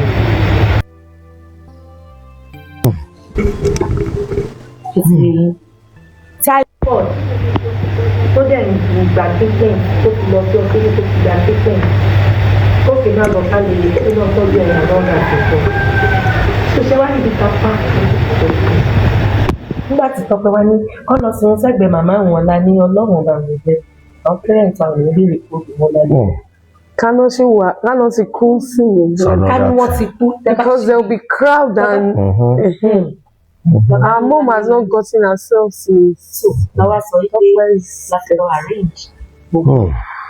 Well, any point ojú náà rí wọ́n ní. Ìgbà táwọn èèyàn bàbá ẹ̀ dé sọ́ọ̀rì a ní kán máa bá wa ní ó suit níjọ́ kejì gbọ̀ngàn orú yẹn láti pè wọ́n. So ìgbà tó máa di 10 àwọn èèyàn bàbá ẹ̀ ti dé bàbá ní bá ṣe rí lélẹ̀ kí ló ṣẹlẹ̀ mọ́ bàbá ṣàlàyé wọ́n ní Táíwò yẹn ti pè wọ́n wá kọ́ la pè wọ́n Táíwò tó dàbí representative wọn yẹn kájọ lọ kiri kájọ gbé police station ìyẹn ti pe gbogbo family pátápátá wọ́n ti bẹ̀rẹ̀ sí ní pè wá wọ́n ti ń pè wá wọ́n ti wá ní àwọn ń bọ̀ ọjọ́ kejì a ní kọ́ má ti ẹ̀ ń bá. I want to ask you, they said it was too early for social media to be asking Wunmi to explain. Mohbad is a star, even more popular than this lady. Wunmi come and speak, come and tell what happened. Wunmi have to wait more than 1 year after they perfected the script. Now she's now doing one kind interview left and right. After they perfected the script. Now why are we not saying that this family they can't talk now? They are too early. Don't ask them question. It's their belief. You can't claim that the belief. Don't ask them. It's trying. Blah, blah, blah. Blah, blah, blah, blah. Blah, blah, blah, blah.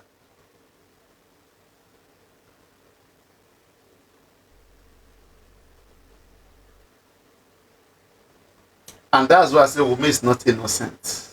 Go up, come down. There is no other way to say it.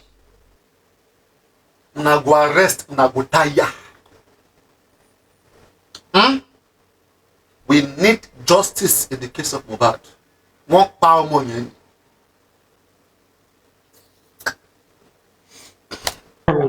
Ajẹ́ káwọn èèyàn bàbá. Nígbà tí wọ́n wá dé. So ọ̀rọ̀ àwọn ìgbà táwọn family bàbá ẹ̀ wá dé hospital. So ìgbà táwọn family bàbá ẹ̀ wá dé hospital wọ́n wá ní wọ́n fẹ́ wo corpse ẹ̀ mẹ́wàá ọmọ wa yìí ló deposit corpse yẹn àwa ò dẹ̀ lè súnmọ́ mọ́ ìgbà tó ti give up gbogbo wa ti sá sẹ́yìn àti wọ́n ti mú wa lọ síbòmíì àti fóònù àwọn ọmọ wa gbogbo wọn ti wà lọ́nà fún ìgbà kan dé àkànní ó yà. Someone said the funny thing is the Wunmi supporters are more vocal in this case. I really want to know, who are they supporting? Who are the Wunmi fans supporting? Are they against the husband? Are they saying that the husband has a hand?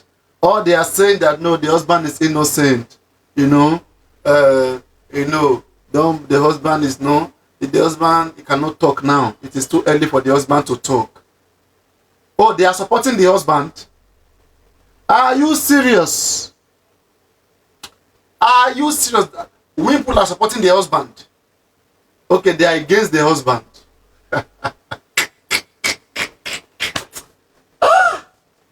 You see what I'm saying? You see what I'm saying? God is great. Allahu Akbar. Bí wọ́n ṣe máa ṣe àǹtí pé bẹ́ẹ̀ kọ́ máa gbé lọ sí so wọ́n wá sẹ́ pé tá bá máa ṣe environment and láti dé by before 12 pípẹ́ tábà ṣe environment pé bóyá wọ́n fẹ́ lọ sí immediately a ní àlèṣe yẹn ọmọ obìnrin ní tiwa wọ́n yan bàbá ẹ̀ wọ́n gbọ́dọ̀. so ìgbà táwọn yẹn wá dé wọ́n débi 10 gbogbo wa ṣàbẹ̀rẹ̀ tẹ̀ra wa ṣe everything wọ́n dẹ̀ ní òun dà àní òun àmì àní but girl yìí insist pé kóun lọlé wọ́n lè wà lọ gbé mọ́tò yẹn so àwọn ọmọ wa ti pa ti lọ so they are on their way so without me being around sí bọ́n ṣe máa jẹ́ kán wọ ibẹ̀. because òun ló jẹ́ pọ̀ thank God ó dé ìgbà tó dé wọ́n dẹ̀ lọ wò ó ìgbà tán lọ wò ó wọ́n bọ́ síta wọ́n ní kájẹ́ pọ́ ẹ̀ bá mi pé but àfẹ́pọ̀pẹ́ ibẹ̀ yẹn làwọn táwọn ò tí ì mọ nǹkan tó ń ṣe wá ibẹ̀ yẹn láti làwọn fámìlì bàbá ẹ̀ ti ní by Saturday àásín pípẹ́ àti tọ́pẹ́ àgbọn kò ní issue kò ní anything pé so we don't need to reach tower náà dẹ̀ agree pẹ̀lú wọn. agree tẹ̀lẹ̀kẹ̀ mọ̀ pé àwọn muslim fẹ̀kọ̀ tẹ́lẹ̀ òkú wọn ń dilẹ̀ bẹ́ẹ̀. so alright then okay ó ṣe gan ni so bá dẹ̀ wọ́n bá ní kí ni arrangement a sọ̀rọ̀ a ṣe gbogbo ẹ̀ a ní afẹ́ kan oníbìfitting burial and all that nǹkan kan so wọ́n wá ní kò ní ìdẹ́nìtì èlé wọn wá mo ní wọ́n béèrè lọ́wọ́ wa pé ṣé a fẹ́ ṣe autopsy àwọn ẹ bá sọ pé left for àwọn pé àwa la ní tọ́pẹ́ àwa la ní bọ́ọ̀dì àwa la ní everything wípé a fẹ́ autopsy kọ́ máa kọtẹ̀ kọ́ máa òkun rẹ̀ wípé ó ti kú we don't want to know nǹkan tó sọ̀rọ̀ àǹkì nìyẹn ju pé wọ́n ti certify wọn it's painful wípé. All right, they don't want autopsy like I told you. They are okay. They don't want the body to be cut. everybody ẹ kọ́ mọ̀ ẹ́ pé ó dùn wá mọ́sọ̀ kò níyà tọ́pẹ́ nìkan nìyá ẹ̀ bí láìlè tọ́pẹ́ ti parẹ́ nínú ilé yìí náà àmì ìdọ́lápọ̀ ó ti lọ nínú ilé wa ó ti lọ pátápátá so làwọn ọmọ ẹ bá sọ pé làwọn ṣe sọ pé mọ́mí ẹ jẹ́ ká ṣe káàtì tọ́pẹ́ lọ sinmi by Saturday kan sùn wọn àbá ní òkè a ti gbọ́ ẹ̀yin lẹ́ni ṣé ẹ máa gbé cups ẹ máa lọ sí Èkó náà bá ní àwọn ò lè gbé lọ sẹ́kọ̀ọ́ pípé it is not worth it ká ṣe gbé cups wọ́n sìn aláǹgbé lọ sẹ́kọ̀ọ́ and all that ká tó lè ṣe a máa ní láti lọ gba police report a máa ní láti lọ ṣe lè pé mọ́mì ọmọ yín ni ọmọ wa ni ẹ má wọrí bó jẹ́ Ìpẹ̀rù bó jẹ́ Ṣàgámù ẹ jẹ́ ká lé ẹ̀ to rest. àwọn family bàbá ẹ accept pé. wọ́n accept ó ti yẹ yín ìgbà tá a wá sọ yẹn mo ní wọ́n tẹ̀ ń bi wá nínú mọ́túárì bẹ́ẹ̀ pé ṣá fẹ́ ṣe autopsy wọ́n ní àwọn ò fẹ́ pípẹ́ jẹ́ kan àsín adé accept.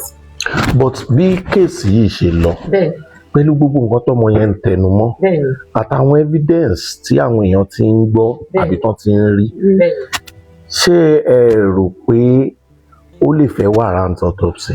ẹ ṣe rí actually tábàwò gbogbo àwọn nǹkan yẹn tó ti yé yín ó lè fẹ́ warrant ẹ̀ lóòótọ́ torí àwa náà a kì í ṣe illiterate but the only thing káfẹ́ kó ṣẹlẹ̀ ṣé gbogbo wa la wà ní Nàìjíríà yìí ẹ wo case Mohbad despite power kọlà bí Mohbad as a mother gẹ́gẹ́ bí abiyamọ títí dìsí láyé ń filẹ̀ pé báwo ni ọmọ ṣe máa ìwà ní látijọ́ ẹ̀ bọ́mọ ṣe wá tó sọ́fà at the end of the day the most painful part wọ́n sí wọ́n ẹ̀ dì mí pé we don't want our case like that.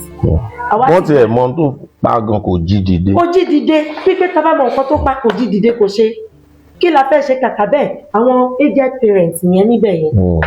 ìyẹn tó yẹ ká. wọ́n kẹ́kàwé màmá wa ẹ̀mẹ́wàá ló máa ní Ìrètí Ọlá kíní TikTok ní Facebook ṣe ló ń rò kò ṣe mọ́ ẹ mọ̀ pé nǹkan tá a máa fi ń wá ìléwé wọn ń wo fíìmù mọ́ wọn ń wo TV mọ́ àwọn arúgbó àwọn náà máa wo a rí kíní nínú kíní a rí kíní àwọn àwò pé àwọn bàbá yìí sábà lọ break news yìí wọ́n bá lọ rí. ó máa wà shocking. ó máa wà shocking o ó ti yé yín bí mo ṣe pé ìmáàmì ẹ̀dẹ́ náà wọ́n ẹ̀gbọ́n àwọn ọ̀rẹ́ wa sister friend wọn gbọ́ wọ́n ti ń gbà pé ẹ mọ̀ pé àwọn aláàjì kọ́rẹ́ pé dáàdì mi máa tó bá rí nǹkan lórí TikTok wọ́n máa ń send ẹ̀ sáwọn èèyàn tó bá jẹ́ bóyá bíi prayer kìíní pé àwọn pípù yìí tí làbá máa fi mọ́ wọn máa rí kìíní kó má lọ jẹ́ ibẹ̀.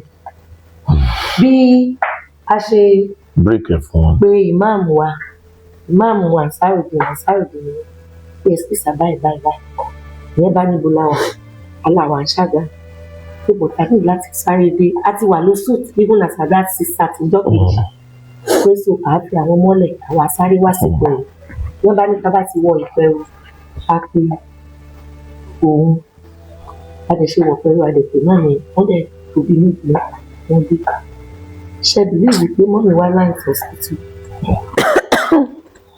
ìyá yẹn bẹ̀rẹ̀ ṣe rí tó jókòó sórí bẹ́ẹ̀ wọ́n ní stroke wọ́n lè rìn hospital alẹ́ ẹ̀nà ni wọ́n discharge wọn ẹjọ́ ṣé yẹn náà tún máa gbọ́ pé wọ́n ṣe báyìí wọ́n ṣe báyìí wọ́n kọ́ ní kẹ́pẹ́ wá wọ́n pè mí ní gan ni mo bá wọn sọ̀rọ̀ wọ́n ní àwọn fẹ́ ṣe nǹkan àwọn fún ní ẹ̀jọ́ rà.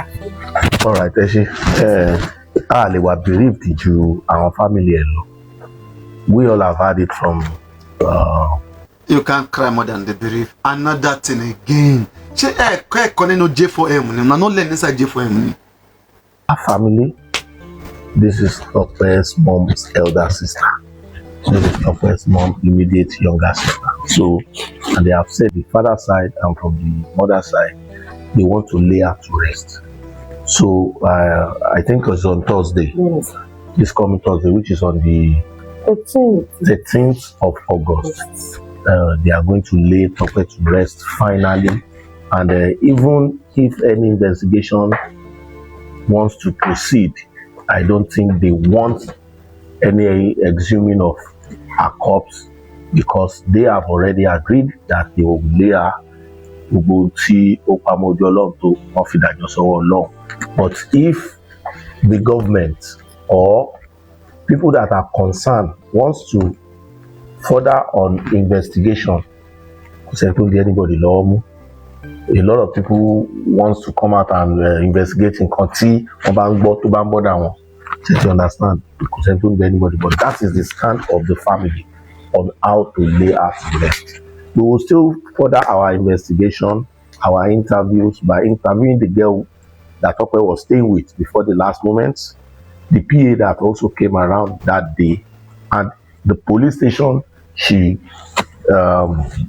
went to drop her statement. All right, we will do our own best. Even got to be possible, tabari IT, àbí olùṣọ́yà àbí tabari àwọn náà, tabari wọn bá sọ̀rọ̀ because ó máa dá káwọn náà clear ara wọn. Ìgbàgbọ́ tèmi nìyẹn. Tí kò bá ní nǹkan kan ṣe pẹ̀lú yín, ẹ sọ ntẹ́ bá mọ̀, ntẹ́ bá rí. Shebi, you guys have seen that this is our ways. This is how it happened basically here in Nigeria. When something happens, we call out the persons, come and tell your own, clear yourself. Let us see what's happening, so that we understand whether it's a crime or it's not a crime, right? But when you start running and you start feeling like you can intimidate people, you're gonna arrest them, they're accusing you. It's your husband that died, for God's sake. You understand? So where nobody is going to be scared of your arrest, Wumi, Cynthia Debanjo, all right? And we are going to continue to call for thorough investigation on you and everybody that were around Mohbad, and nothing will stop this, all right? And the same thing applicable to me.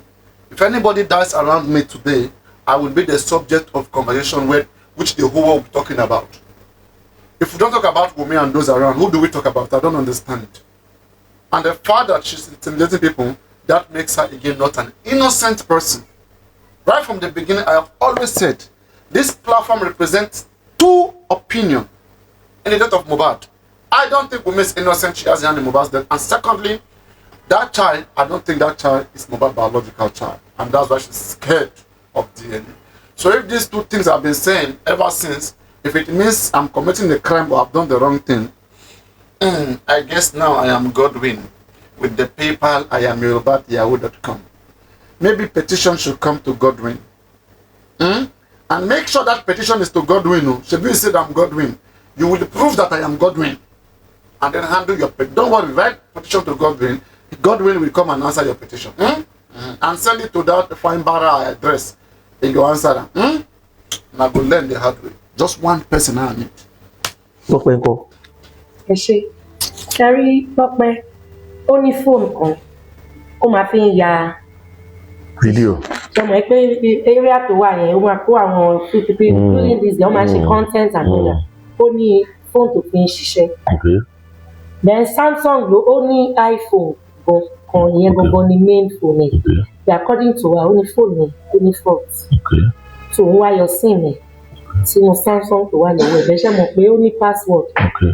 A tiẹ̀ sọ fún wọn pé kán bá wa ṣe face kìíní print ìgbà tó ti dẹ́rẹ́sẹ̀ àwọn àbúrò ẹ̀ mú wọlé pẹ̀lú àwọn I take permission but kò wọ́n ní ká ní pé ìgbà tó ṣẹ́kù ní irú alẹ́ yìí tó bá jẹ́ face lòlù àbí fingerprint pé tó bá wọ̀ pébẹ̀ kò wọ́pọ̀ so àti rí fóònù yẹn la fi lọ wá jáde bẹ́ẹ̀ ni àwọn èèyàn orí fóònù Tọ́pẹ́ ṣe mọ̀ pé wọ́n máa fẹ́ confirm fóònù yẹn bá ṣe ọwọ́ wa ló wà after tó ti kú so everybody was calling that phone and pick it everybody better a lè pè a lè rí message. Then iPhone ẹ̀ bó ló wà?